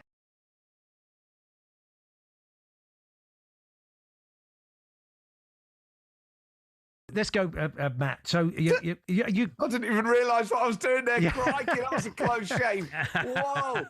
I thought that was where you. But anyway, you sound. I mean, look. This is sounds confident, Paul. We're talking to Graham Lasso. He feels quite positive, and his wife's Argentinian, so it could be a domestic on the cards later. But if we win the World Cup, when you've been doing a podcast called "How to Win the World Cup," yeah, come on, that'd be fantastic, won't it?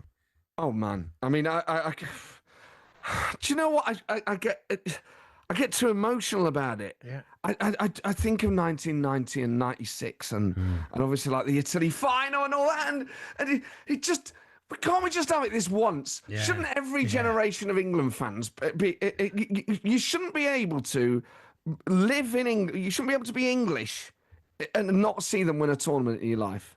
It's just part of the deal of living here. Is the National Health Service, a nuclear deterrent, and England have to win something while you're alive. Yeah, that's true. I was only 4. I was alive, but I don't remember it. I was far too young. So, well, Matt, enjoy the game tonight. Oh, I'll try. I'm going to love it. He's going to love it. I'm going to love it. I'm going to go mad. That's Matt Ford is bringing you out to win the World Cup. And you're right, Charlie. If we then go and win the World Cup, wow, how inspired was that? You can listen wherever you get your podcasts and on the talkSPORT YouTube channel. Jim Rosenthal, behind the goal for the Hand of God. He's just been on a lad's trip over to the World Cup. He'll be telling us about that. And talking about Gabriel Clark and all the fallout we hear from Thomas Tuchel, who spoke to Faker Others, was pretty damning of the ITV interviews. I'm interested to get Jim's take, who's been that soldier, the man with the mic, many, many times. So that's all to come after the news headlines.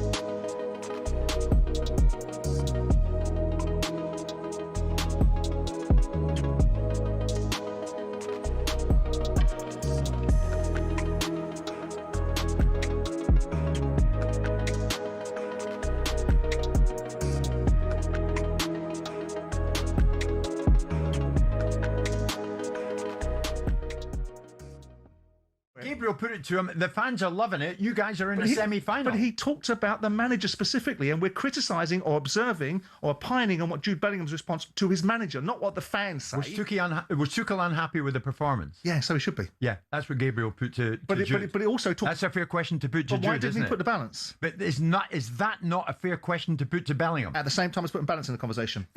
If you're trying to agree to disagree. It's dishonest. It's absolutely fundamentally What's dishonest about it? Because you're not presenting the full picture. You are taking what the manager's worst Tuchel things. said his bit, and Jude said his bit. But that is why I qualify things by sitting with you and peers, and I'm delighted to say that whilst I'm in the media, I'm not a creation of it. I didn't build my career around the media. All that again. Well, it's true. That again. It's true. I've never heard anything like that. No, because you wouldn't. Because you're a journalist. Your entire life has been journalism. What you do is you look at it and go, Morgan how can we get throat about that as well? No, we don't. And that's where you're wrong. But no one in the media, when you get to the level of Gabriel Clark, you're not in a mix zone or you're not in a post-match situation going, oh, I've got him. I've got him. You do not get it. I watch you guys. You do not get it. I watch you do it. I watch you do it. I watch peers do it. I watch you all do it. I've been on the receiving end. You think this is a gotcha moment? Yeah, you guys love it. How wrong can you be? You guys can't get more excited. And have you never done a gotcha moment? No, I have a strong... Well, like what? In your various media... No, when I have a robust conversation with somebody about opinions on something, even though I don't try and trip you're in the media or part of it or not part of it, or when you're in or out. No, I try to make them accountable, give them a rounded perspective. So if I confront somebody with an argument, it's rounded so they can deal with all aspects of it. Because I want to win the argument on facts, on merit, so really, not by creating... There's nobody else like you. I don't think so, yeah. Absolutely right. Love it. Anybody else under Premier League Football Club? Love it. No. No, that's true. And I'll give you that. There you go. And that is true, Simon. And Anyone I will else say about this. 17 businesses? You are absolutely right. When it comes I can to go on.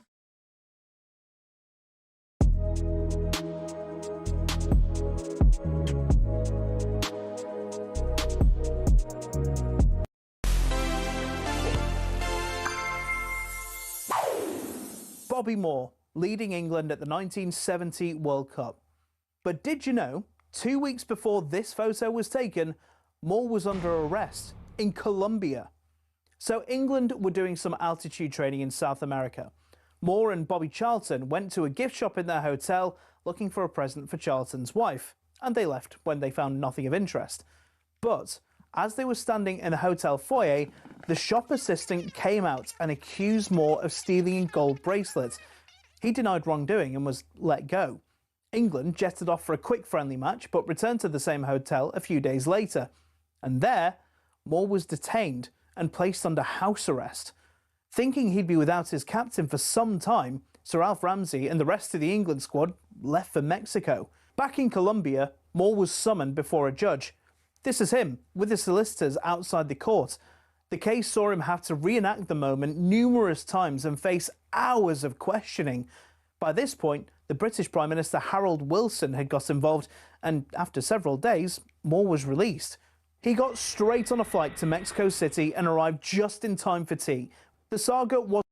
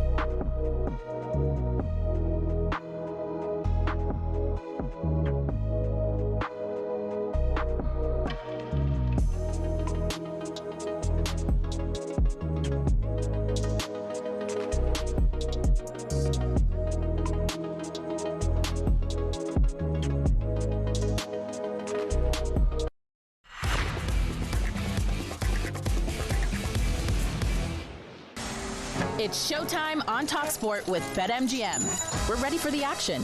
Are you? Visit betmgm.co.uk or download the app. 18 plus. GambleAware.org.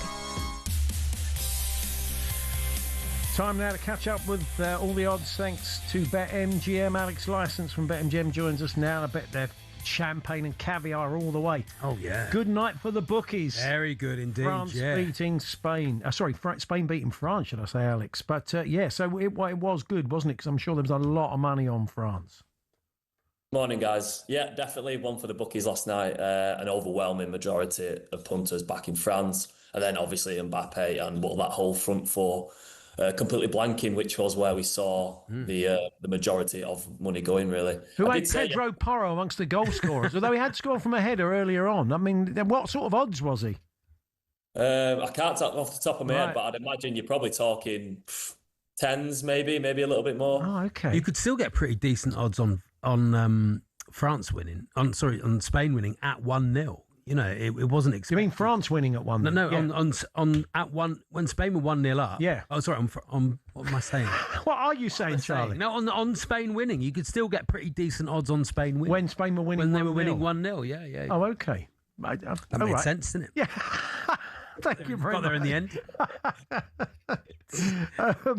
So let's have a look at England Argentina tonight. Where's the smart money going? Well, first of all, I don't know about you lads, but time seems to be moving incredibly slowly already today. 8 p.m. feels a bit of a lifetime away. England are favourites, slight favourites at 31-20. Argentina 15-8, and then the draw at 9-5. Or if you're just looking at sort of just to qualify, England 4-5, and then Argentina just below even money, 49-50. I'll get this stat out of the way that Argentina have never lost a World Cup semi-final. 5 attempts, 5 wins. In contrast to England, who've lost 3 of the last 4. But records are there to be broken, aren't they? England do have the better head-to-head record as well with Argentina. But my gut just tells me something big is going to happen tonight. Something controversial. I mean, Christian Romero red card. Never got one for Argentina.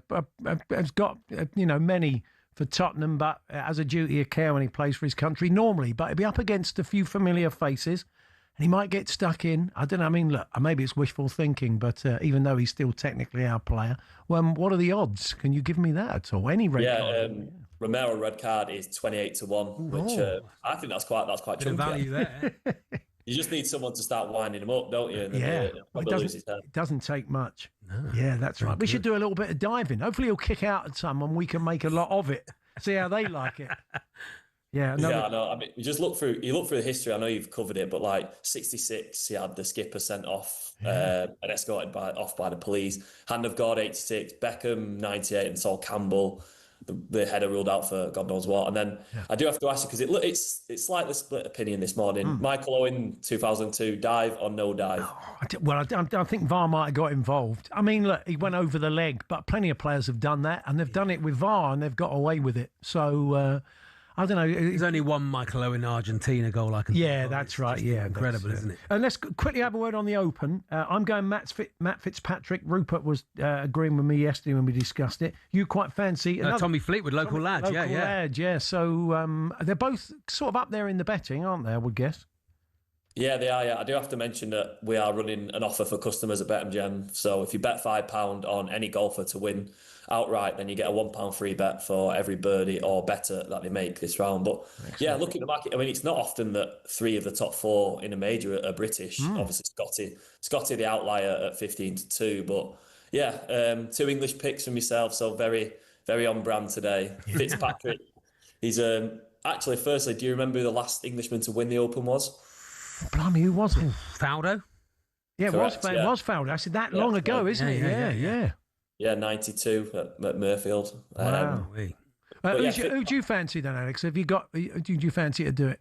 I'm siding with you, to be fair. I'm on Matt Fitzpatrick, 3-time winner this season, 6 top 5s, and from 6 top 5s in his last 11, including a third at the Scottish Open this weekend. So, who's your pick, Charlie? Sorry, is it Tommy Fleetwood? Yeah, he's from Southport, where it is. Yeah. Of course, yeah. He's also 14-1, FedEx Cup winner, 2nd and a 4th previously in Opens, and as you said, grew up around the corner from Birkdale. But if you're sticking with a bit of patriotism as well, a little bit wider, you've got Justin Rose, Tyrrell Hatton, both 33-1. Rose, obviously twice runner-up at the Open. Hatton, probably the best record of any player not to win the Open. And then I know he's not English, but Sean Martin, my Scottish colleague, will lynch me if I don't mention his hero, Big Bob McIntyre. Oh, yeah. Link specialist, 2 top 10s in his last 2. Third last week, wasn't he, at the Scottish? Third, came third there. Exactly. He's 30-1, so just a little bit shorter than Rosenhattan. Nice one. Thanks very much, Alex. Thanks, Alex. Cheers, guys. Bye-bye. It's Alex Licence from BetMGM. Just to let you know, Rupert Bell said yesterday him and his producer Scott were looking for a place to play this afternoon. He had no clubs with a local course. Yeah. God bless the people at Formby Golf Club who've stepped up and offered them the chance to have a round this afternoon. Rupert will bring us regular updates from the Open at Royal Birkdale tomorrow. And are they his granddad's shoes? It's his granddad's shoes. Yeah, his dad's shoes. His dad's shoes. His dad's shoes. Or is it his? I can't remember. Anyway, that was all the latest odds from BetMGM. You can visit betmgm.co.uk or download the app. 18+. Be gambleaware.org. It's showtime on talkSPORT with BetMGM. Keep things golden with responsible play at betmgm.co.uk. 18+. Gambleaware.org. Graham Lasso took us back to that game in 1998 at the World Cup in France, where England were sawn off.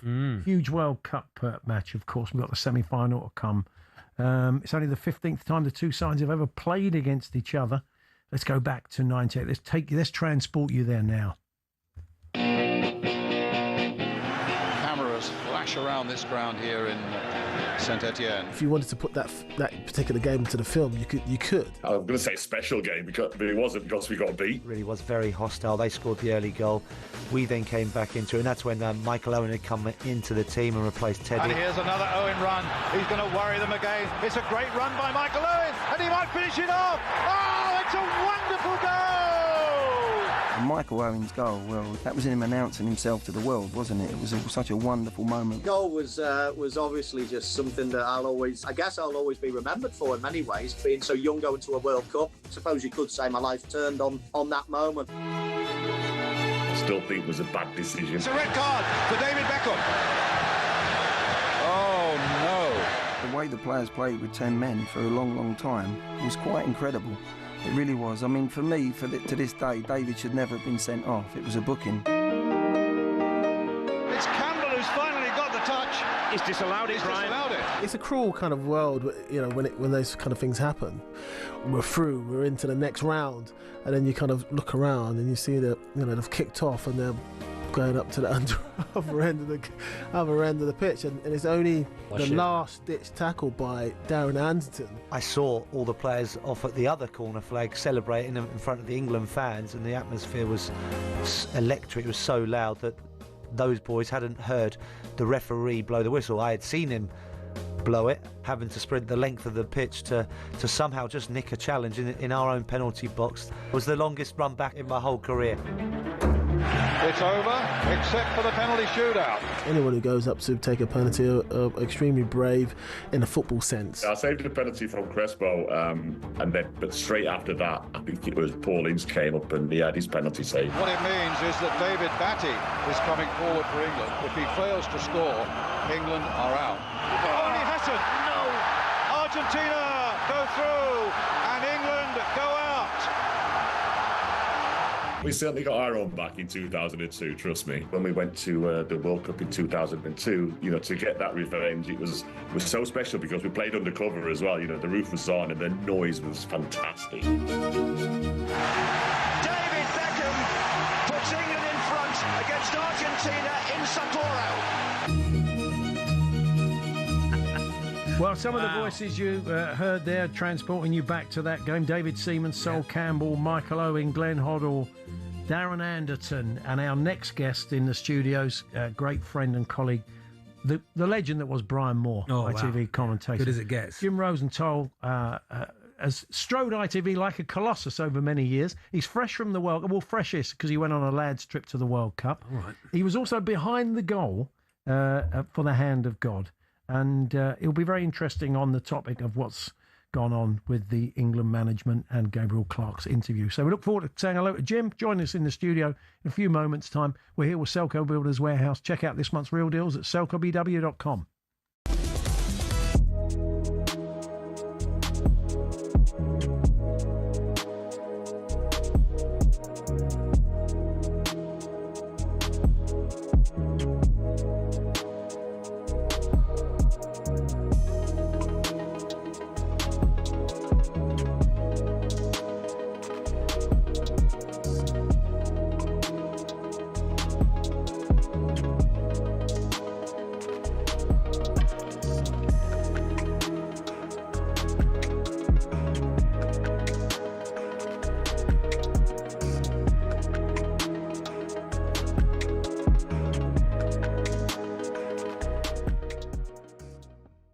Do you think that you're more confident about tomorrow beating Argentina than you were against beating Croatia? 100%, yeah. Why? Because that was early on in that group of players with Gareth Southgate. It was early on, and Croatia had some side back then. You know, Croatia were probably favourites in that game. They were that good of a team. But I think when you go forward, 8 years, and you look at where we are now as a squad of players, the experience they've got in tournaments, how they've got to finals and semi-finals, I think this game we should win more than Croatia game. I've got honestly total faith. If I was going to go to the final, I would have bought my tickets now. That's how confident I am that we beat Argentina. Wow. Yeah. Okay. Let's look at how they play. I look at their weaknesses. I look at how we can get in and around Messi. You know, we've got players that have played against Alvarez before in the Premier League when he was at Manchester City. We know their team of players, and I'm sure with this manager, how pumped he is, how, maybe not negative, but how honest he was about how he didn't play good enough against Norway. Previous England managers after the game would have been like, I'm so proud of these players.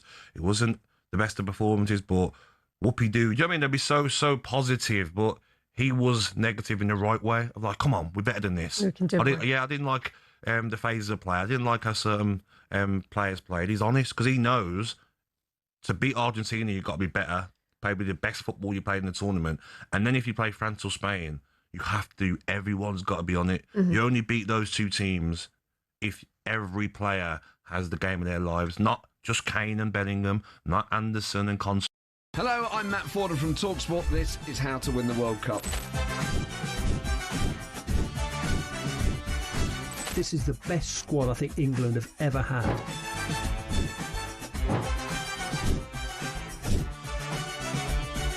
He used to love America, now he doesn't. It's very sad. It was so important to succeed because of all the pressure we received. Don't jump for this one, I'm going to knock his head off. Warning, this podcast does not guarantee England will actually win anything.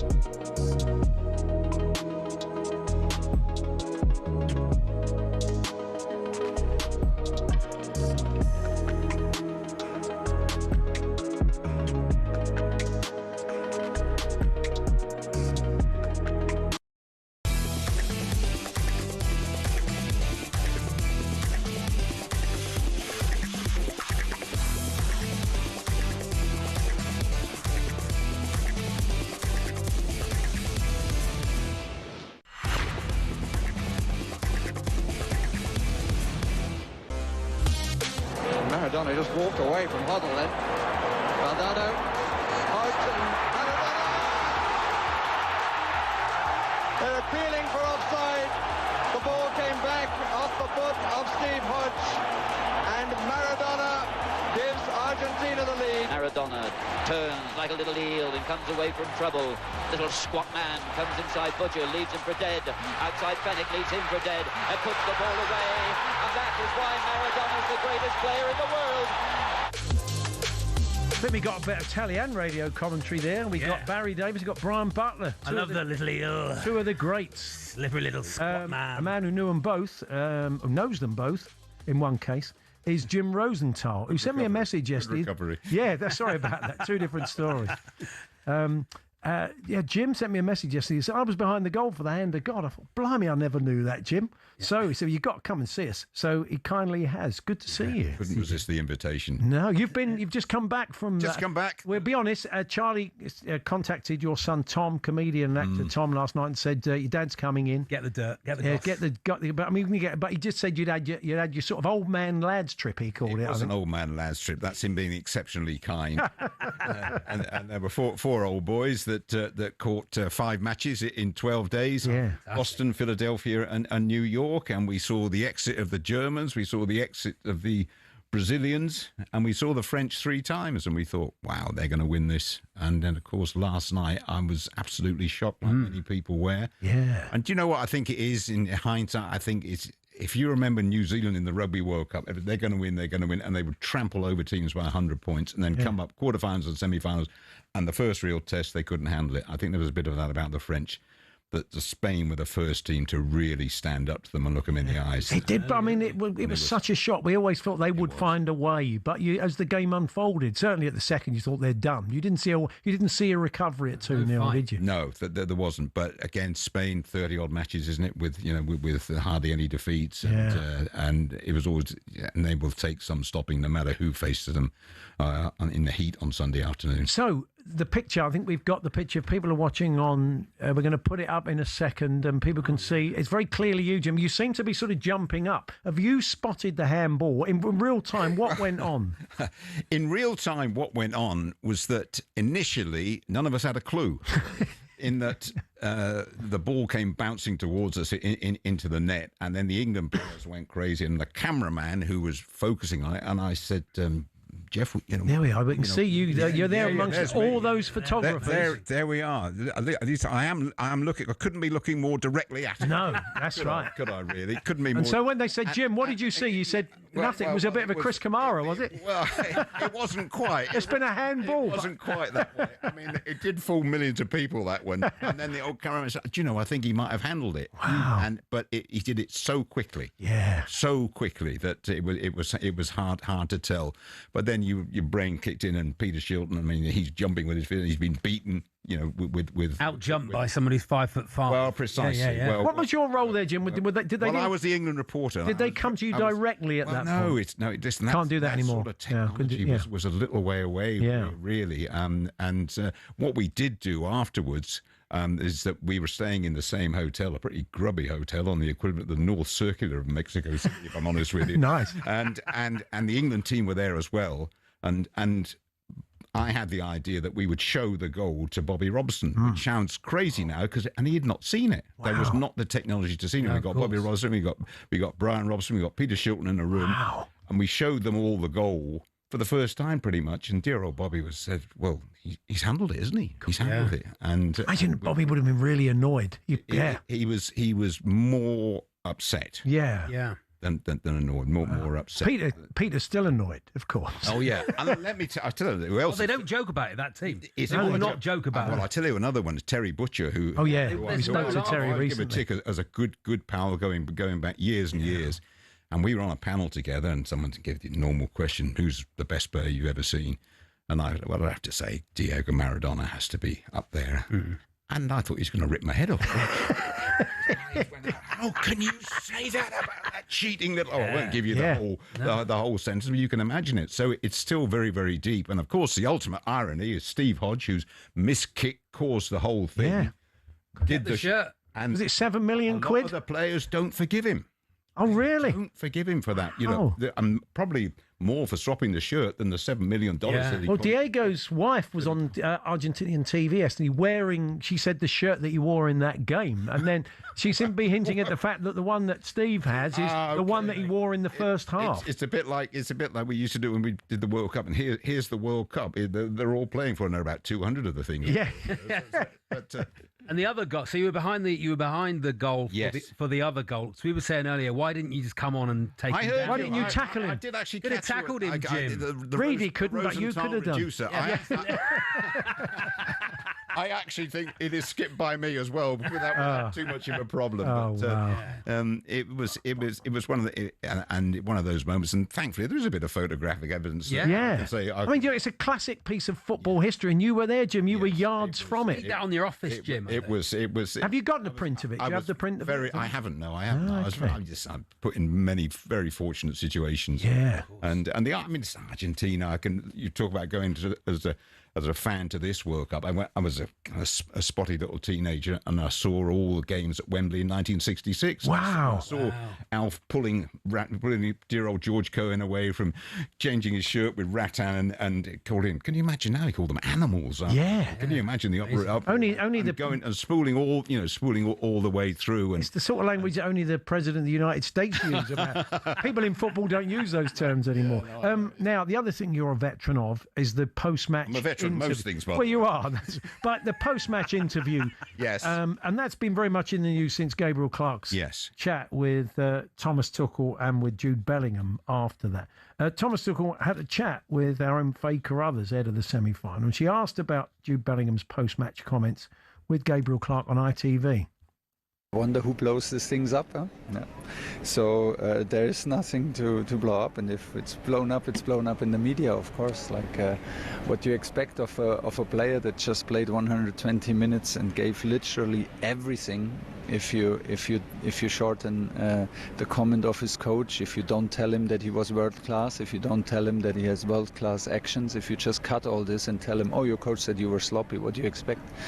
Of course you get the comment that you get, and then you try to blow it up and try to create and then people try to create misunderstandings and cracks where no cracks are. We come from the same place. We come from being competitive, and I'm a competitive coach. I push this team to the limit, and that was my assessment. And like I said, I think the question was unfair in this moment of time towards Jude, because he cut all the compliments out of my assessment and just asked about the critical points. So I can understand what do you expect of a player that just gave everything and stands there in front of a microphone in a flash interview. Thomas Tuchel there chatting to Faye Carruthers. Jim, he seems to be in the fact that it was kind of a premeditated idea by Gabriel Clark to ask a question in a divisive way. You know him, you've done this job, so what did you make of the interview and what do you make of all the fallout from it? Well, straight after the interviews, I sent Gabriel a text and I said, a masterclass in the art of post-match interviewing. And I would stand by that now. Gabriel's not a sensationalist. He's not out for headlines. He will look you in the eye and ask a straight question. Having been in that situation, I think he might have been slightly surprised when Tuchel came and said we were poor and we didn't do this and we didn't do that. That might have surprised him slightly, and he threw the mentality line in that Tuchel bit his head off about. But those situations, you've got a limited amount of time.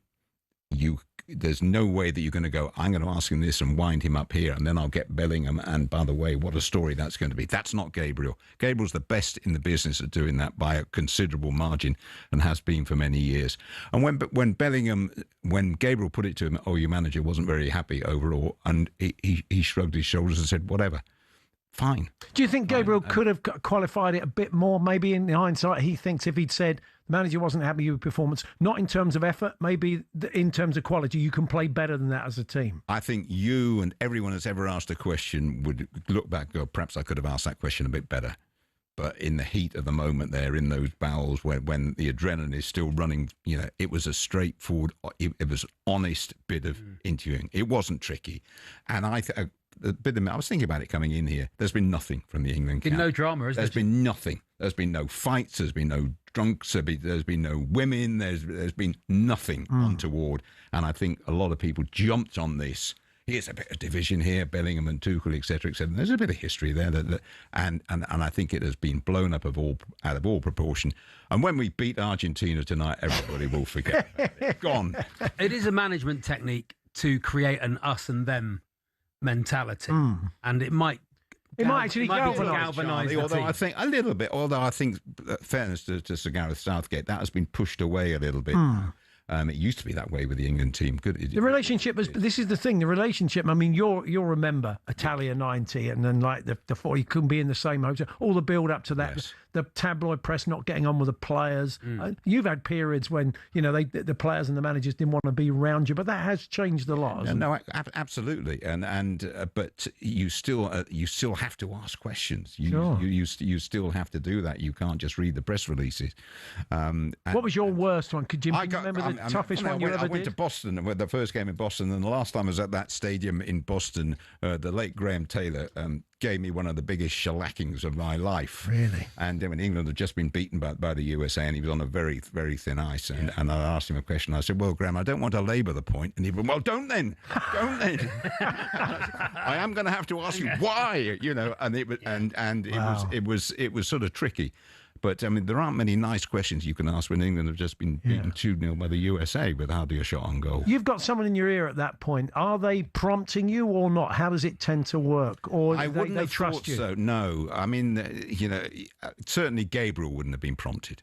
He is experienced enough and strong enough to do his own thing. Yeah. I said he'll hate being the story the other day. He will. He's the most. He's great. He's absolutely brilliant. Look, there's another aspect of the work he does there. The stuff he does from the England camp, the features that come out. I mean, I used to think I wasn't bad at it. Gabriel's completely different class visually and putting features together. His dad was a movie director. Yeah, and he's made some great football documentaries, and isn't he? He's the lowest key. He would hate, as you say, being the centre of attention. But he won't be for much longer. And you fancy our chances tonight, Jim? I think it's going to be very hard. I think it really will be very hard, and I think we'll have to work quite hard to keep 11 players on the pitch. If we do that, and both us and Argentina sort of staggered to this stage in some ways, haven't we? Yeah, that's true. If we do that, we will come through. Yeah, the dark arts are still there. It's never going to leave them. That's the way they play their football. They play it on the edge. Well, we got to be prepared for it. We do a little. Have I got time for a little story to tell you? Quick one, yeah. We're going to squeeze you in. Ian Wright last night. I watched him last night, and he was like, "Bring your dinner to Argentina," wasn't he? Yeah. And there was in that game at St Etienne, I was with him and John Barnes on a balcony to broadcast from the ground, and there were 10,000 Argentine fans below us. And I said, "Boys, don't do anything daft here. Don't do anything daft." And all of a sudden, stuff started coming up, bottles and chants. Wow! And I looked around, and Wrighty had wrapped an England flag around and was gesticulating at them. And I said, "Wrighty, what are you doing?" And he went, "We'll have them all. We'll have them all. 3 against 10,000." That was Wrighty last night, and that should be the spirit of the nation today, shouldn't it? Enjoy the game, Jim. Appreciate you coming in. Thanks for all asking the best. me. Thanks very much. The great Jim Rosenthal there taking us back behind the goal for the hand of God and one of the big talking points of the day. Of course, more from Faye on that interview a little bit later on. Mark McGee joins us to give us his take on Spain and whoever's going to play them in the final. How can you beat them at their own game? And Henning Vane, the comedy ambassador to the UK, will be joining us because the Germans want us to beat Argentina, apparently. We'll find out if that's true shortly.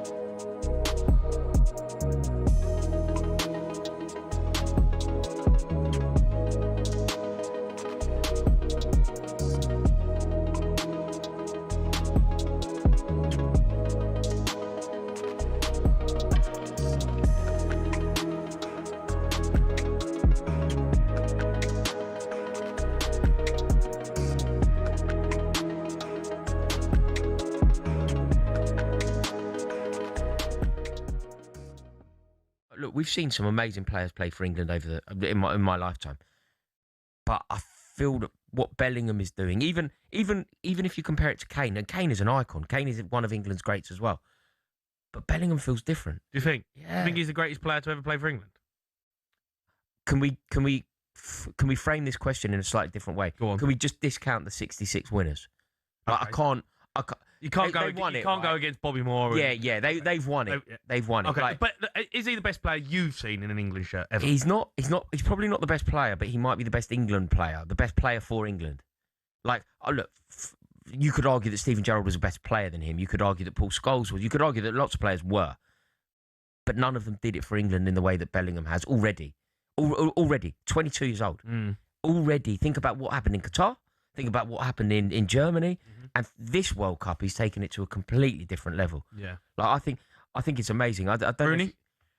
Rooney never did it for England quite like Rooney. I was there. Rooney scored 1 goal at a World Cup for England. Yeah, like Jamie Carragher wrote a piece in yesterday's Telegraph, and he was talking about Gaza. He was kind of making the comparisons with Gaza. Gaza captured a nation, and all that. Yeah, and he obviously did. And you think of his performances in Italia '90 and then Euro '96, but I didn't know this until I read Carragher's article. Gaza didn't score at Italia '90. He didn't score. Bellingham's got 6 in 6. It's different. I don't see how you can say that he's not better than what Gerrard did for England. Gerrard had his moments, remarkable footballer. But Rooney's contribution, Gerrard's contribution, Lampard's contribution, it just can't be bigger than what Bellingham has already done. Do you agree? Yeah, I kind of do. I mean, Gazza was my idol growing up. Yeah. You know what I mean? Like, and I look at what he'd done and how he played. I think Bellingham's I think Bellingham's better.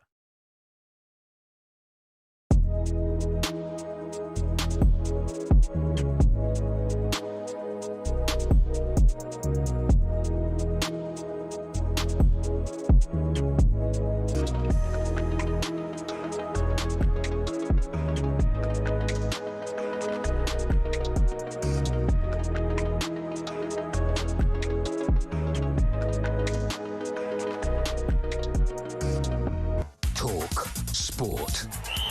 I'm Dan Fletcher. Good afternoon. 8 hours out from kick-off and Thomas Tuchel's on the warpath. The England manager has accused ITV's Gabriel Clark of trying to create cracks in the camp. Clark put Tuchel's criticism of England's performance to Jude Bellingham after the win over Norway, but left out the praise. So how is Bellingham's relationship with the boss? Close as ever, and close more than ever before. So you can see that on the field. Energy and mentality in camp is excellent through the last days, and we're ready to go for it. Declan Rice and Reece James are ready to start tonight. John Stones will appear in his fourth major semi-final. He's told talkSPORT the England camp is buzzing. A lot of excitement, a lot of gratitude that we're in this position again, and a lot of belief, which is the main thing. Argentina's players are gearing themselves up for tonight by watching clips of Diego Maradona. Despite Lionel Scaloni asking people not to confuse football with politics, Argentina's vice president has called England invaders in a post on X, where she also brings up the Falklands. These fans in Atlanta are looking forward to a rare meeting between big rivals. I do not like them. It is the biggest game for us. I would say it's our time for getting revenge for the hand of God and everything else. So, yeah, we're definitely going to win it. We're a team full of winners and players that thrive under that pressure. There may be some VAR controversy, but I think we'll pull through and we'll nick it. That's the spirit, lads. England-Argentina live on talkSPORT tonight. The build-up gets underway from 6:30. To Paris, where 141 arrests have been made following riots that erupted in the wake of France's shock 2-0 defeat to Spain. Kylian Mbappe's criticised outgoing coach Didier Deschamps for letting Spain win the midfield battle. And Sunderland have completed the signing of 34-year-old Belgium right-back Thomas Meunier on a 2-year deal. Plenty more at talksport.com. talkSPORT. News. Reform UK claim a lack of protection for politicians is unacceptable, and it's estimated an extra 6 million pints will be poured before, during and after tonight's match. More from Sinead at past. talkSPORT weather with QuickFit, where we've got a wider range of premium tyres than Britain has rainy days. Visit your local centre or book at quickfit.com today. Well, raining lager all over by the sound of it, but low cloud along the eastern coasts. Fine and dry elsewhere with plenty of hot sunshine. The odd thundery shower in the southwest.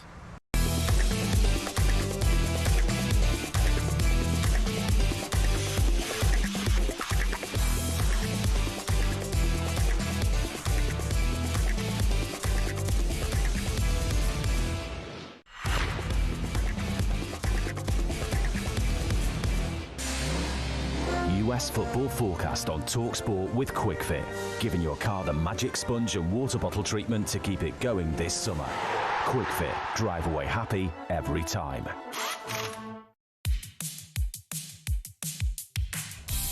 Yes, time to look ahead to the latest weather over in the States, all thanks to QuickFit.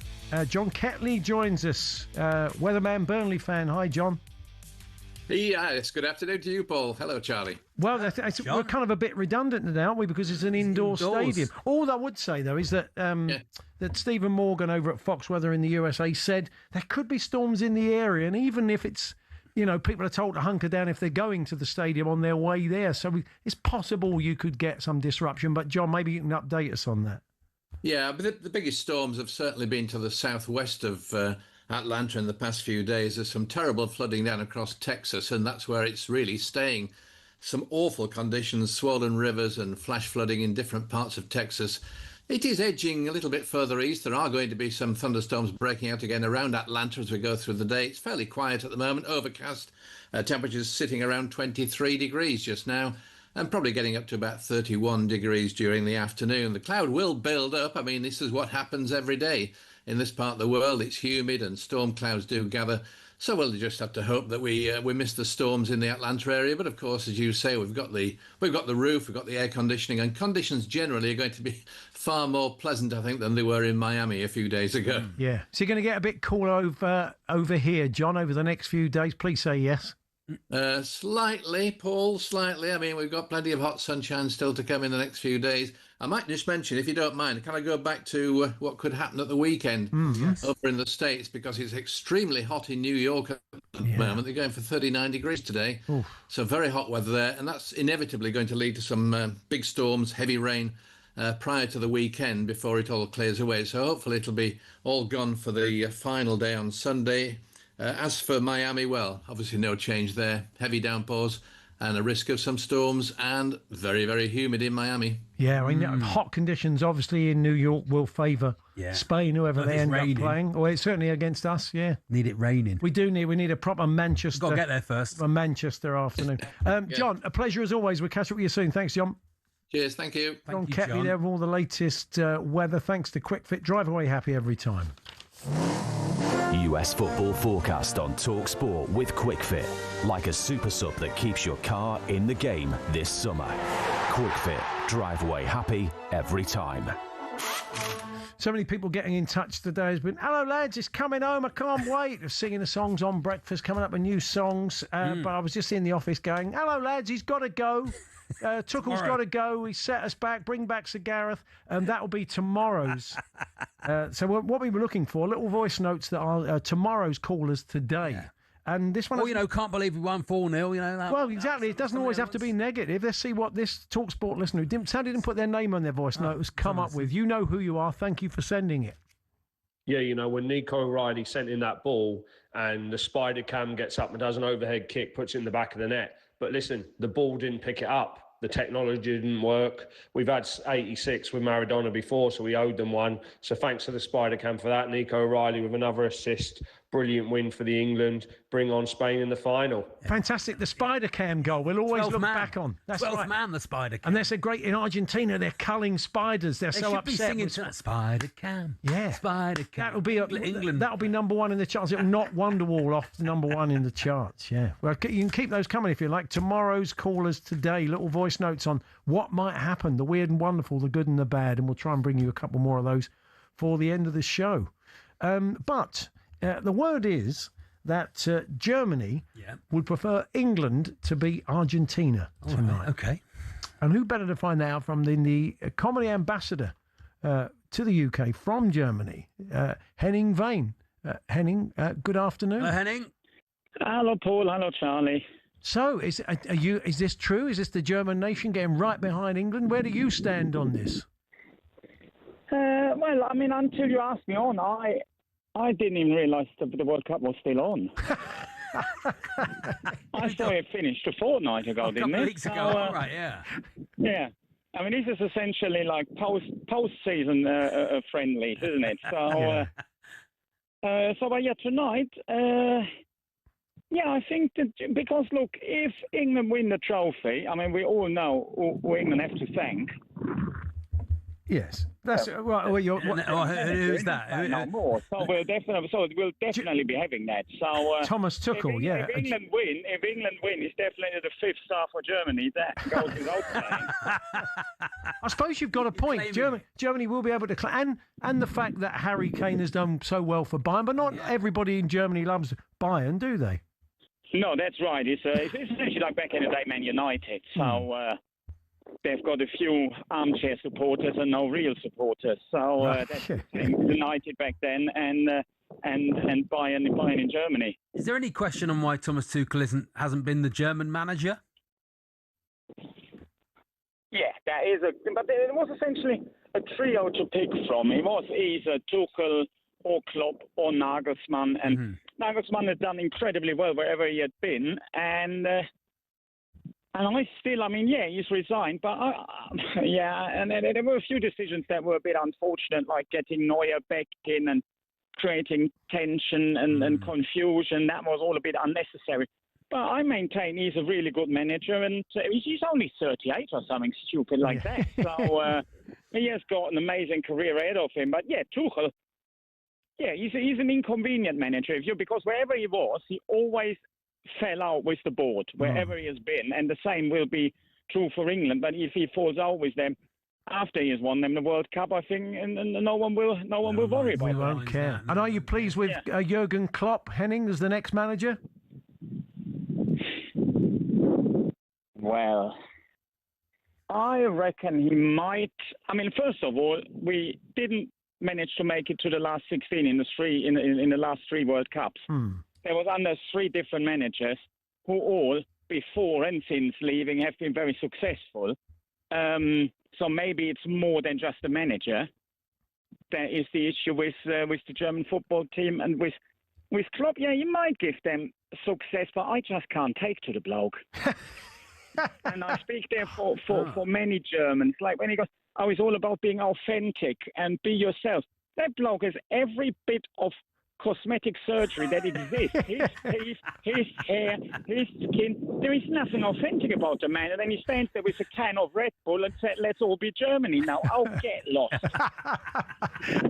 And it's the Trivago ads. They've not helped, have That's they? not helped, He looks a bit smug in those, but I suppose that's the role in the Trivago. You've got to be smug, haven't you, really? You know, there we are. You're doing a Scottish Highlands tour, I see, in September. That's interesting. Yeah. Yeah, it is. It is. So they asked me if I wanted to come to the Highlands, and well, the obvious answer would have been no, thank you. But then I saw, hang on, I can probably combine it with a really nice bike ride. So eventually I just go up there with my bicycle. Lovely. And I just cycle from venue to venue. So that will be 2.5 weeks riding. Fabulous. In the Highlands with a bit of speaking in between. Brilliant. You can catch Henning Vane, that's WEHN.de. Henning's show is called Acid Vein. Then he's going to take it round the UK in October and into next year. Henning, enjoy the game tonight. Come on, England. I'm sure you'll be shouting. Thanks for joining us. Auf geht's, England. Yes, indeed. There is the comedy ambassador to the UK, Henning Vane. Nice that his line was from 1943. We caught him mid-bike ride. We couldn't get a decent line to him to bring him in glorious Technicolor, but it was nice to get him on the having a go at Klopp. It's great. Very good. Good old Henning. Faye Crothers joins us very shortly. A very interesting interview with Thomas Tuchel. We'll build up to tonight's big game with Faye. She's part of our top team bringing you that. And Stuart Pearce will join us. We all hope to avoid a third-place playoff on Saturday evening, as he did in Italia 90. We'll find out the circumstances of that and other matters besides with Stuart before we hand over to Jim and Simon, who continue the build-up to the live game this evening. All the main build-up from the game from 7 after Andy and Benty live from New York. So a huge and busy day here on talkSPORT. Do stick with us. We're here with Selco Builders Warehouse. It's where the trade go.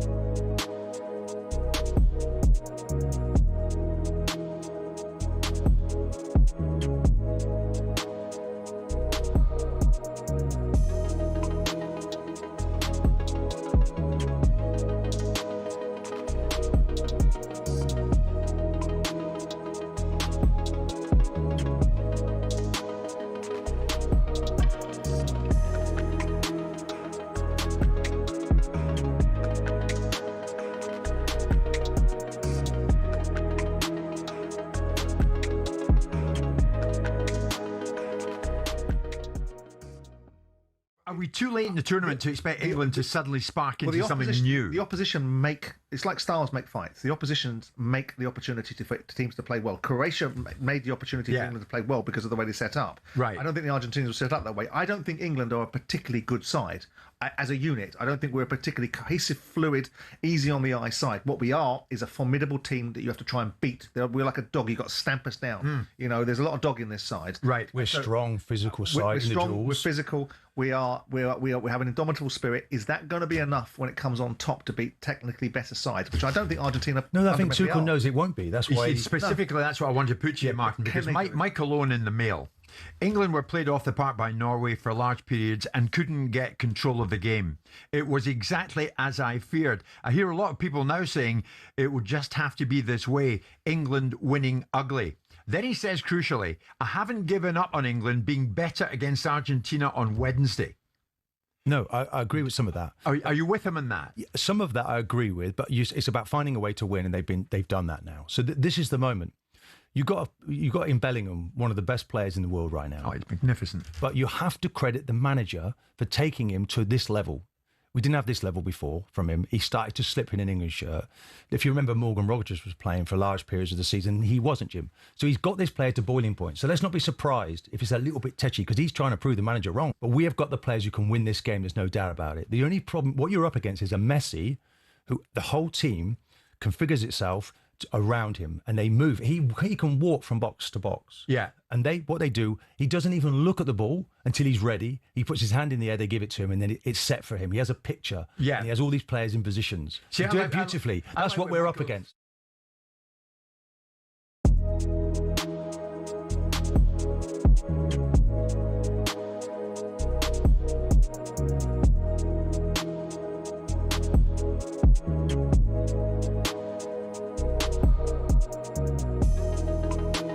Hello, I'm Matt Fordham from talkSPORT. This is How to Win the World Cup. This is the best squad I think England have ever had.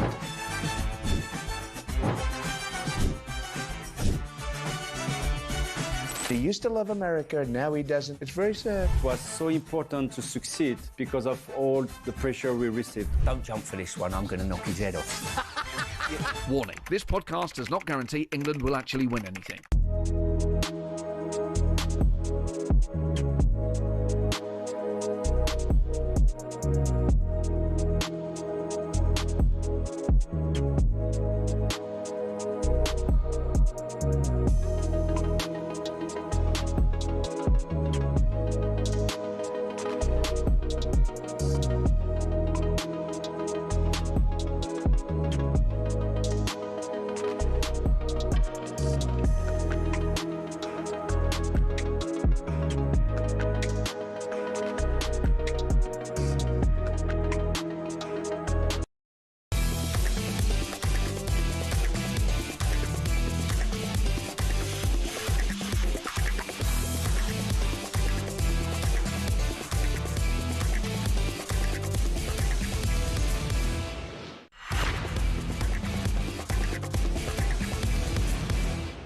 The so-good moment of the day on talkSPORT with Meantime. talkSPORT have teamed up with Meantime to create so-good lager for the World Cup. Available now at all O'Neill's pubs and some of the best sports bars in the UK. 18 plus, always drink responsibly.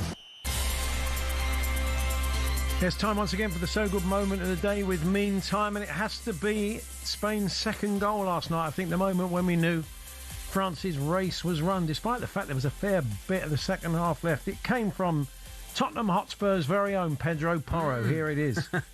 Porro's held it up midway inside the France half. Early ball, gets it back. Pedro Porro! It is two!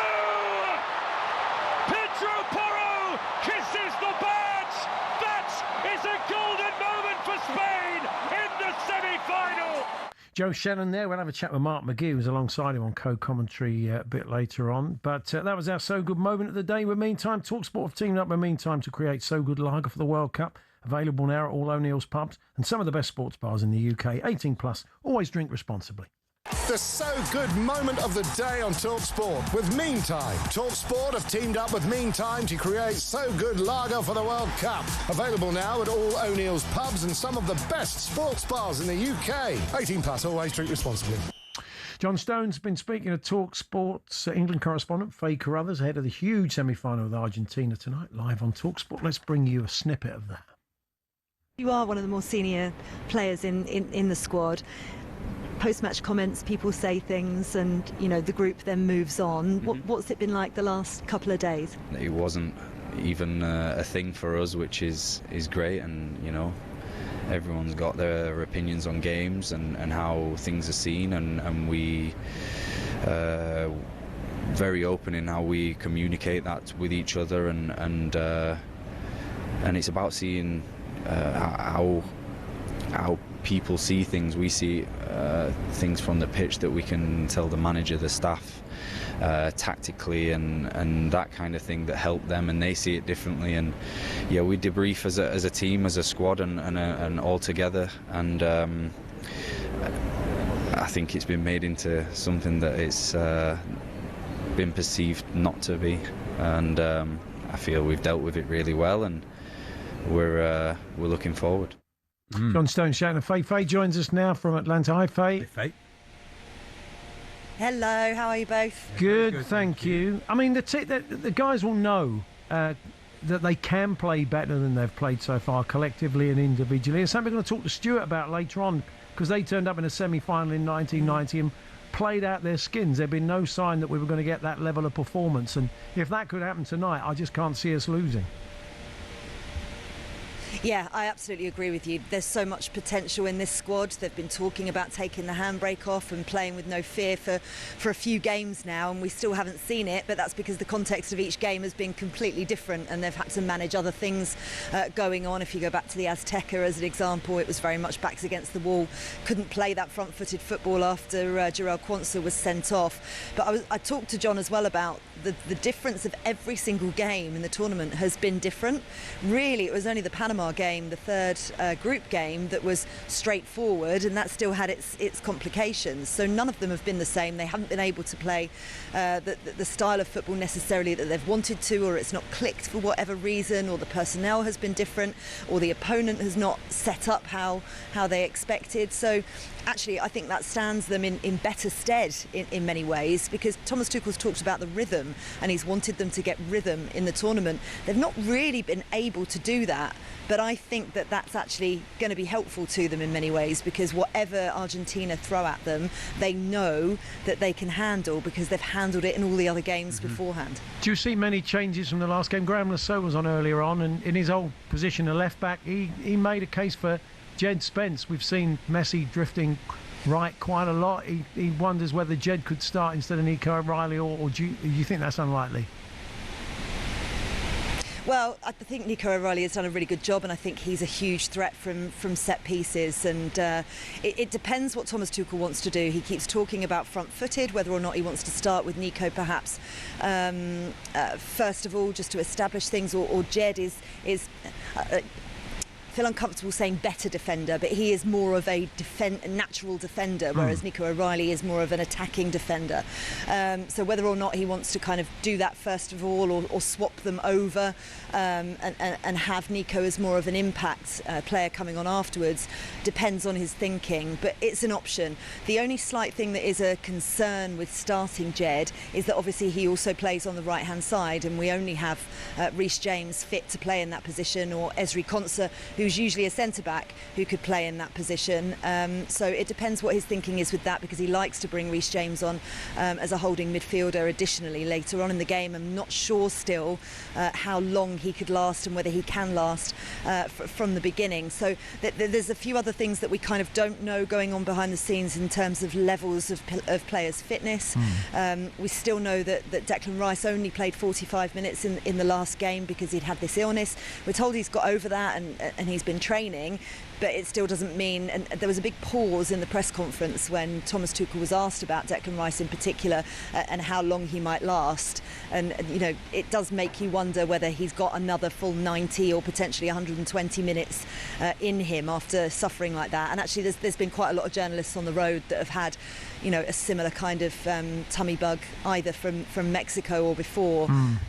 So and it's wiped so many people out, so it depends how long that's going to affect him for and how many minutes he can last. So there's a few little, you know, jiggles of position and timings of players' fitness that they need to contend with. But that's been one of the things I think Thomas Tuchel's done really well, Faye, is his in-game management has been really impressive.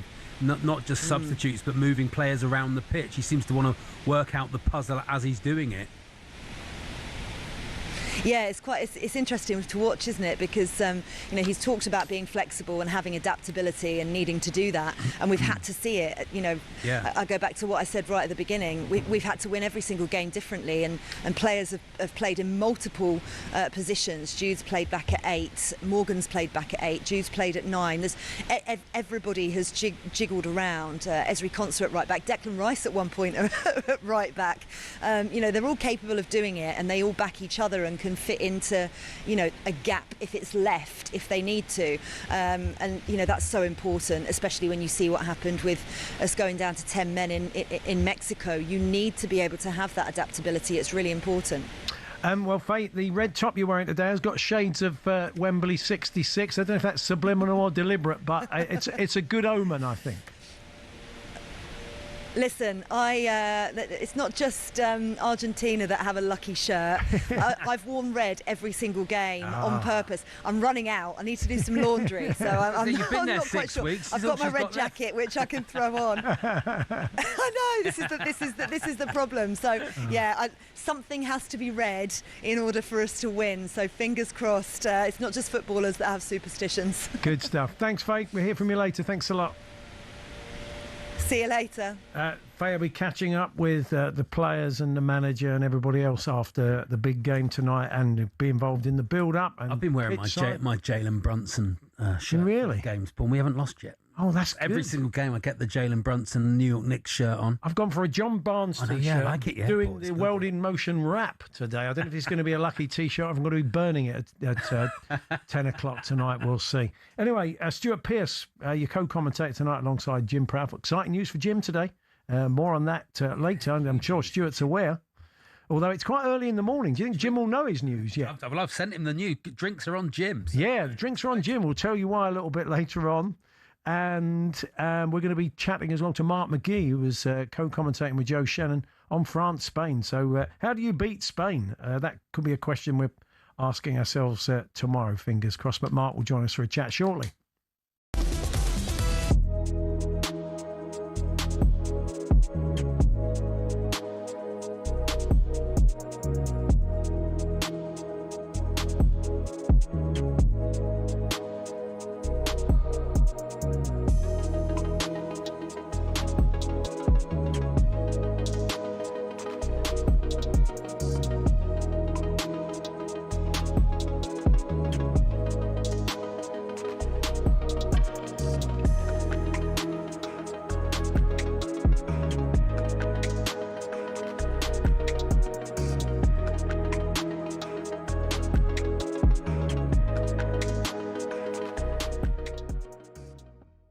Okay, you want to talk about Messi? Genuine question. Does Messi get in our team? What do you mean? Would you swap Bellingham for Messi? Well, but he's not playing there. Okay, would you swap Kane for Messi? He's not playing there. Okay, he's a right winger. Okay, he might get in that position. But you wouldn't swap. You wouldn't swap Bellingham, would you? You wouldn't swap Bellingham for Messi. If I offered you the option now, Messi in, Bellingham out. Okay, yeah, but you'd move him around, wouldn't you? No, but if you just give you that a trade, you give them Bellingham, we get Messi. Would you do it? Nah. Would you? You unpatriotic swine. I didn't say yes. I did say no. But you're asking. Would you swap Kane for Messi? If that was on offer now, just for this game, a one-off game. This game, a one-off game. This game on Wednesday night in Atlanta. I'll give you the opportunity to sub off Harry Kane from our starting lineup and bring in Lionel Messi. Do you do that? Absolutely not. I think. Oh, come on, mate. Today, come on. Harry Kane is a better footballer than Messi today. I'm not saying legacy. Lionel Messi is the greatest. Lionel Messi is the leading goal scorer. Lionel Messi is the greatest footballer to have ever lived. No doubt. He is the leading goal scorer in this World Cup. In his peak, no doubt. I know, but Kane is better than him today, isn't he? I don't think you can say that. There is a wane to Lionel. I don't think Messi. Lionel Messi. 08. If we're having this conversation, we're having this conversation. 09, when he destroyed Man United in Rome. Play in this World Cup? Yeah, I thought he was exceptional. I thought he was exceptional. Did you watch Harry Kane against Norway? He didn't have his greatest game, did he? No, he didn't. No, he Dead didn't. on his feet. Come on. Look at his goals against Congo. I know, but look at Messi's goals in the tournament. Okay, I'll give you the option now. All right, cards on the table? All right, go on. Would you rather have Harry Kane in your starting lineup on Wednesday night or Lionel Messi? I'm not answering that question because it's Would you rather? I'm not answering that question. Okay, would you rather have Jude Bellingham or Lionel Messi? I can't believe it. I just don't like. I can't answer that question.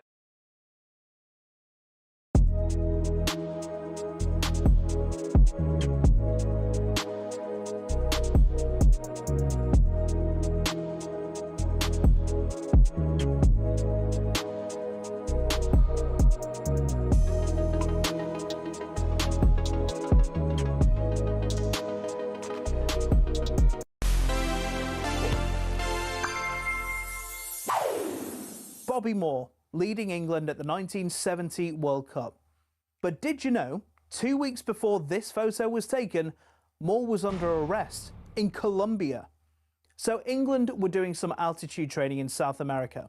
Moore and Bobby Charlton went to a gift shop in their hotel looking for a present for Charlton's wife, and they left when they found nothing of interest. But as they were standing in the hotel foyer, the shop assistant came out and accused Moore of stealing a gold bracelet. He denied wrongdoing and was let go. England jetted off for a quick friendly match, but returned to the same hotel a few days later. And there, Moore was detained and placed under house arrest. Thinking he'd be without his captain for some time, Sir Alf Ramsey and the rest of the England squad left for Mexico. Back in Colombia, Moore was summoned before a judge. This is him, with his solicitors outside the court. The case saw him have to reenact the moment numerous times and face hours of questioning. By this point, the British Prime Minister Harold Wilson had got involved, and after several days, Moore was released. He got straight on a flight to Mexico City and arrived just in time for tea. The saga was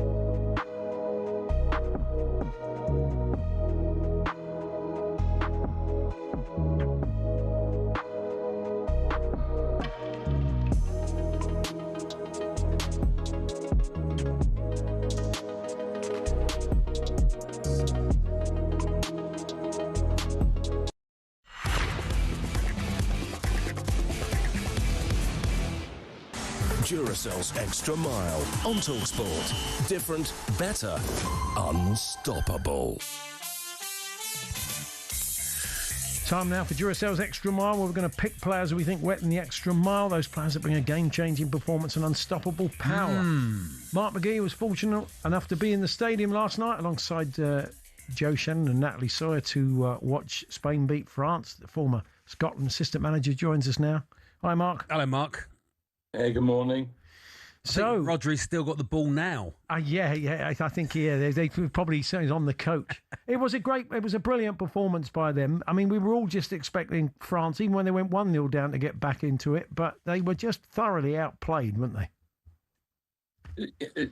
France never get started. I don't know if the early sort of penalty derailed them a wee bit, losing Saliba, upset them a wee bit, but they just never get going. And I think the importance of Olise in terms of making everything happen in these earlier games was just emphasised, because yesterday he just was not at it. He was turning into people, he was giving the ball away.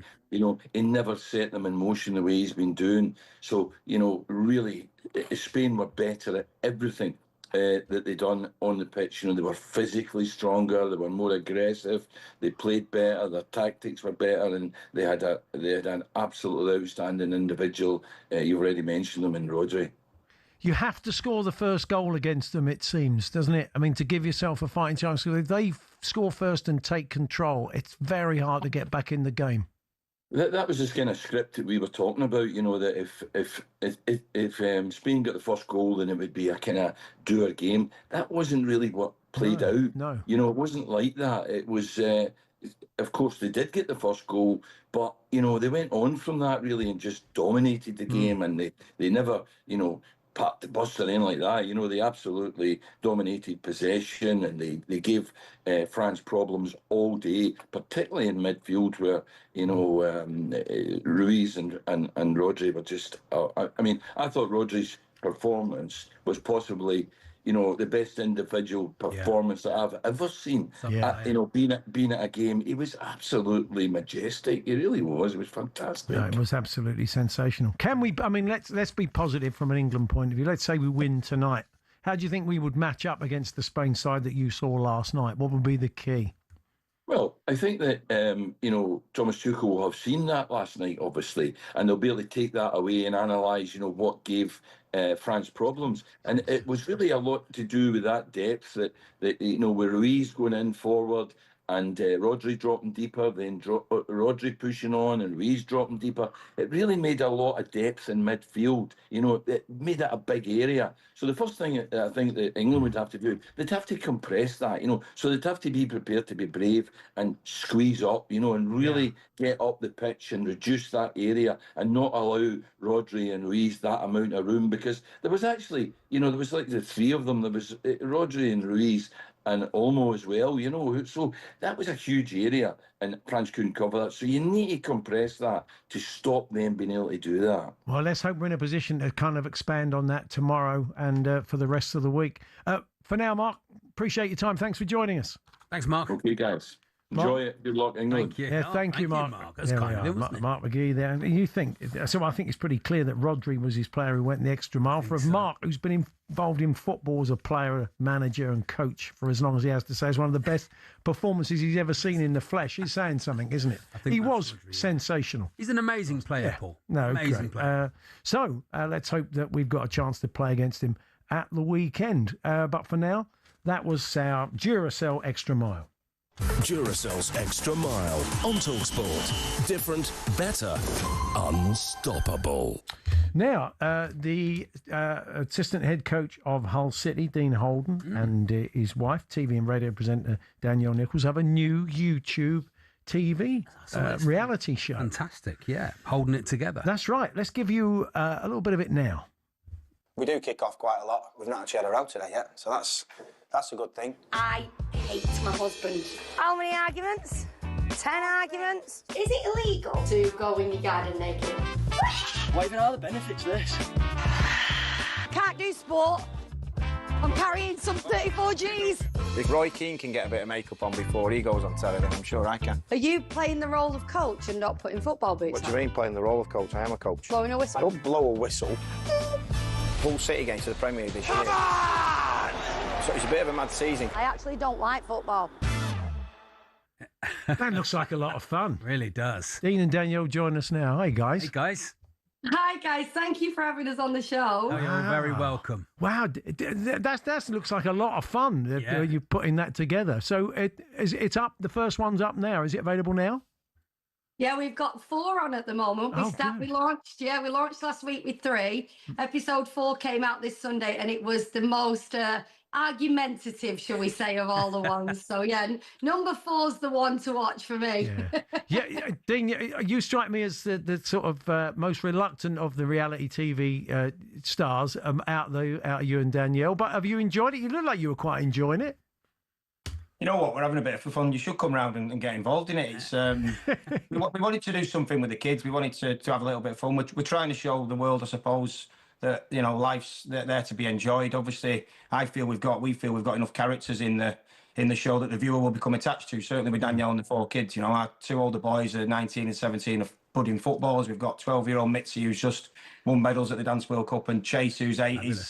He can be anything. He's a wannabe YouTuber. So it's a lot of fun. We've obviously got the backstory of childhood sweethearts who obviously went through the terrible trauma of losing our daughter Cece back in 2012. But more than that, we want it to be, obviously we touch on Cece as a huge part of our life and shows. We want it to be a story of hope and hopefully a bit of inspiration of, we survived for a long time, but actually how we've gone on to thrive as parents in our relationship for sure, because we've had our troubles that we've spoken about quite publicly, but also in our careers. Danielle, she deserves and wants her own purpose as much as I do in football. So there'll be loads of content, how we got to the Premier League, obviously following the behind the scenes of the Premier League, starting with Man United in the first game, and obviously Danielle's career as well. So we hope it's relatable and we hope people enjoy it.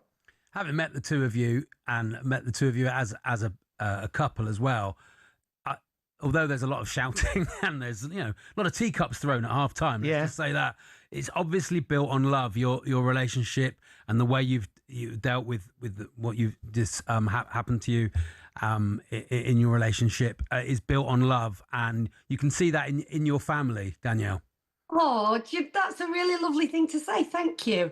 I always felt like my superpowers was being able to talk about things that make other people feel uncomfortable. And I believe that sharing that with other families and kind of showing the warts and all, but knowing that, like you say, there's an undercurrent of love and support. It's it's about being a team. It's about being team Holden, and that's what we're trying to be to make to get through the days, because life's a struggle sometimes. It's tough, but it can still be fun. You can still have fun with it. Do you know what I mean? You're going to be watching the game, I take it, in the Holden household tonight. Of course. Yeah, we've got our boys have got all the mates coming around. They've been around for most games, so we'll get the barbecue on and we'll get all the flags up, which Danielle loves, as you can imagine, and we'll. Hopefully it won't go to extra time because I'm back in training. We've got a rare day off today in pre-season, so back in tomorrow. Hopefully it's on the back of a final to look forward to on Sunday. Brilliant. Look, we wish you well with the show, guys. It's called Holding It Together. It's on YouTube. As Danielle said, there's 4 episodes up there you can enjoy so far. And no doubt, Dean, we'll catch up with you before the start of the season. But lovely to talk to you both. Enjoy the game tonight. Thanks, guys. Thank you so much. Thank you so much. Thanks a lot. There we are. There's Dean Holden and Danielle Nichols there. So, Stuart Pearce joins us. Is there anyone better to talk to about that and to give us a bit of hope, Paul, for tonight? Yeah. Make us feel safe. Hold us tight. Your co-commentator tonight, Drinks Ron Jim, will tell you why very shortly. We're here with our very good friends at Selco Builders Warehouse. Check out this month's real deals at selcobw.com.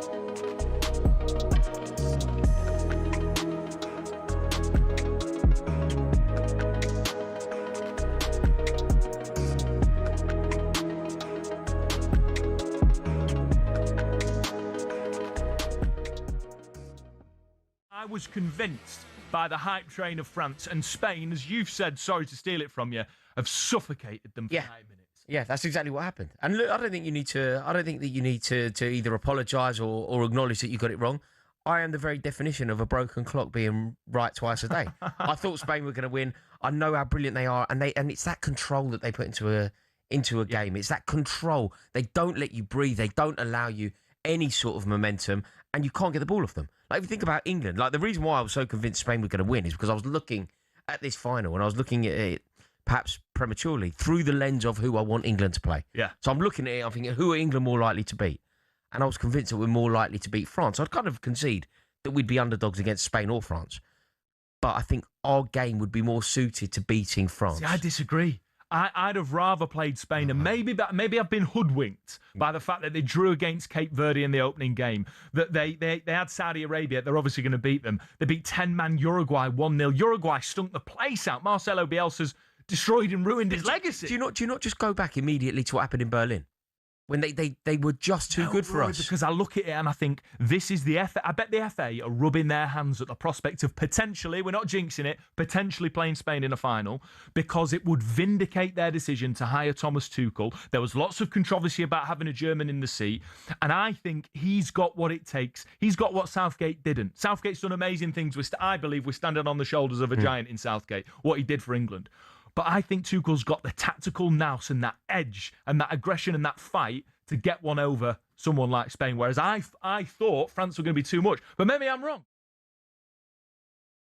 Get ready to get that winning feeling with talkSPORT Win. This summer, talkSPORT is bringing you live and official coverage of every game of the FIFA World Cup 2026. And to celebrate, we're giving away £26,000 guaranteed. Go to win.talksport.com to enter now, and you could win 26 grand in your hand, tax-free. Enter now, and you could be the next to get that winning feeling, courtesy of talkSPORT Win. Find out how to enter now at win.talksport.com.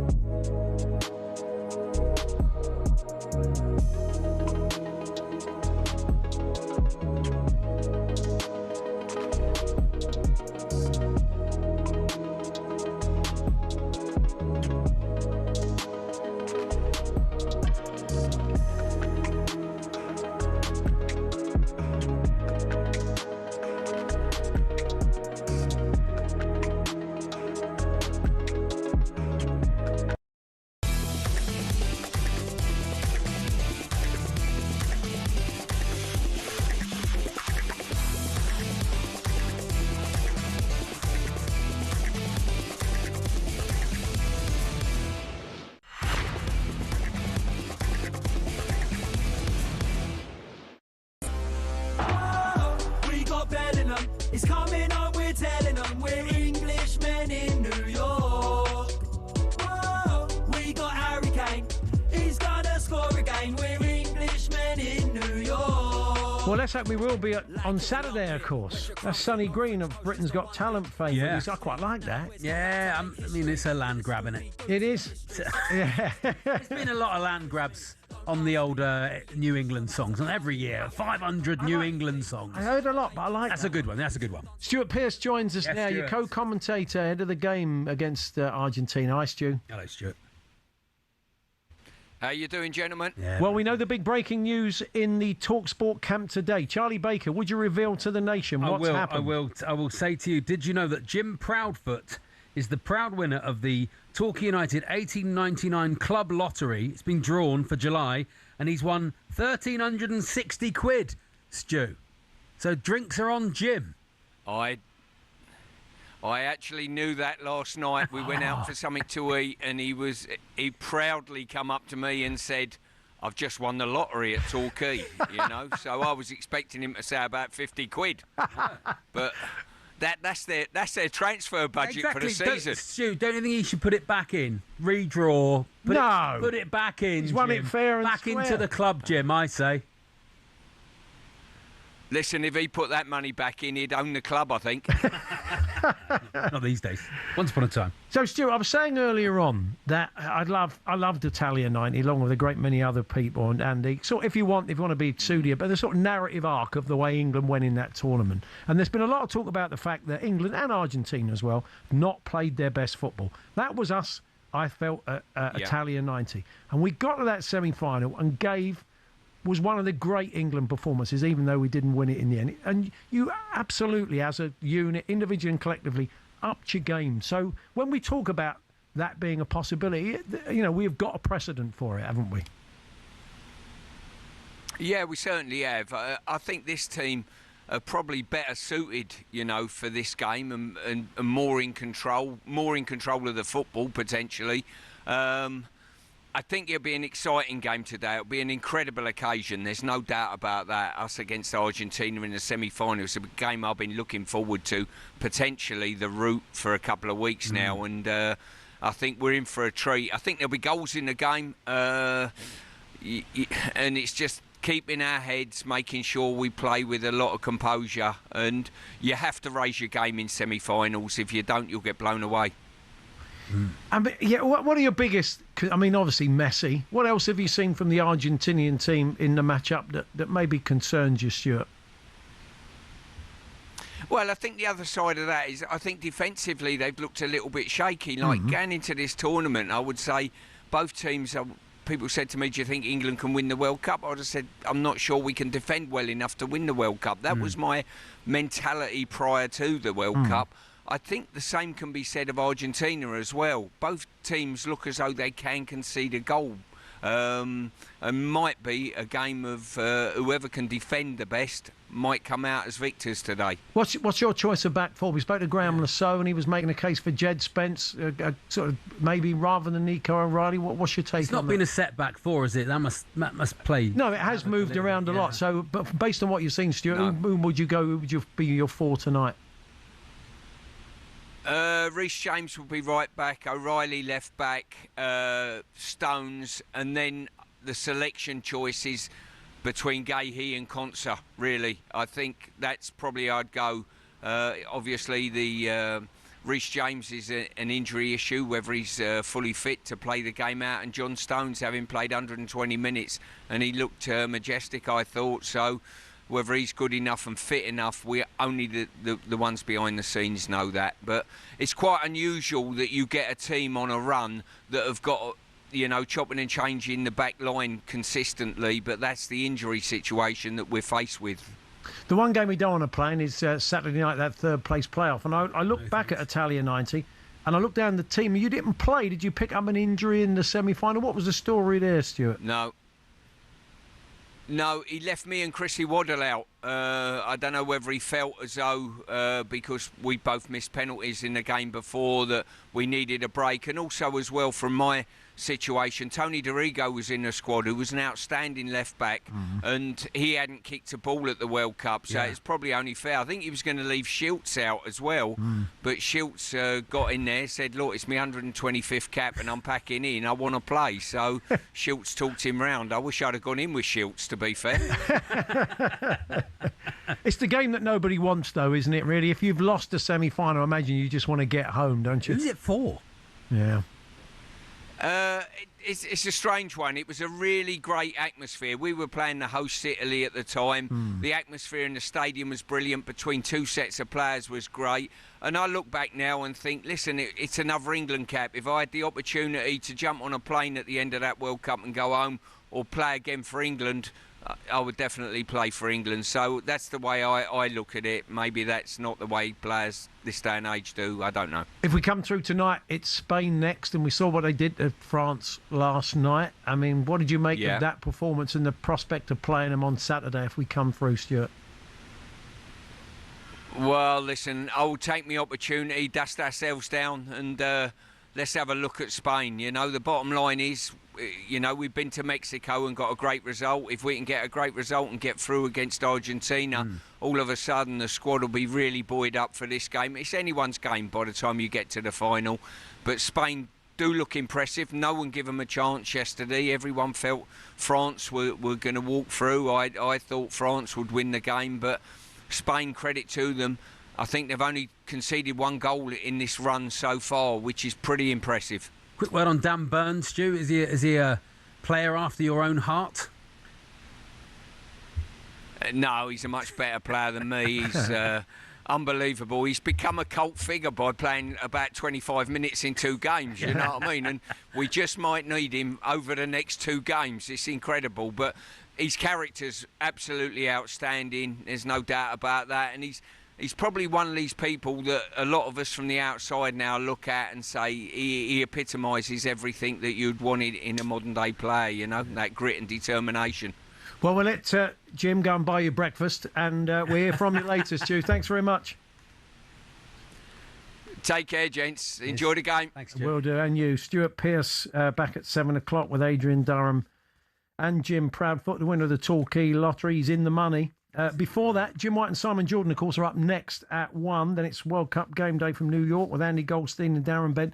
And straight after England-Argentina, you can join the boys on the sports bar if it's extra time and pens. It will all be later than the 10 o'clock start. But when the game is done, Jamie O'Hara and Jason Cundy will be bringing you the sports bar. Well, what can we say? Let's hope we can get it done. Has anybody seen Ava Peron? Next time I see you, Charlie, next week, we could be world champions. What a thought. It's amazing. You'll have Dan Burn tattooed on your neck. Oh, yeah. Well, look amazing. Marvellous. Thank you. Come on, England. What more can we say? England. Enjoy the game tonight. Keep it talkSPORT. I'll be back with Andy tomorrow, hopefully looking forward to a World Cup final. Yes, please. Jim and Simon are next.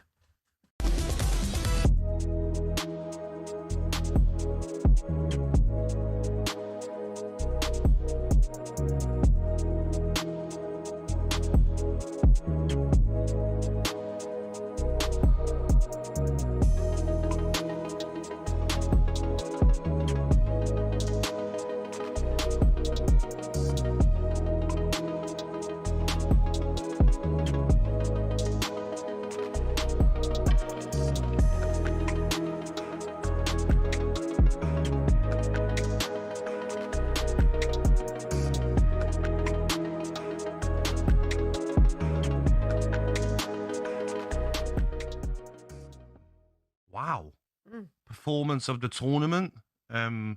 France absolutely didn't do anything. Had a nightmare performance. Yeah, whimper without no fight. But Spain, wow, that was watching Pep Guardiola's Barcelona. That was the way they were popping that ball past France to death. France couldn't handle the passing style of Spain. They weren't pressing as a team. You saw a team there in Spain, and you saw France with superstars that all had a nightmare of a game. And very poor performance from France. I'm sure they're going to be getting a lot of stick. Luckily, we got Emmanuel Petit on at the end of the show, and he's going to be thinking to himself, didn't see that coming. I couldn't stop thinking about Manu last night. Yeah, I thought, oh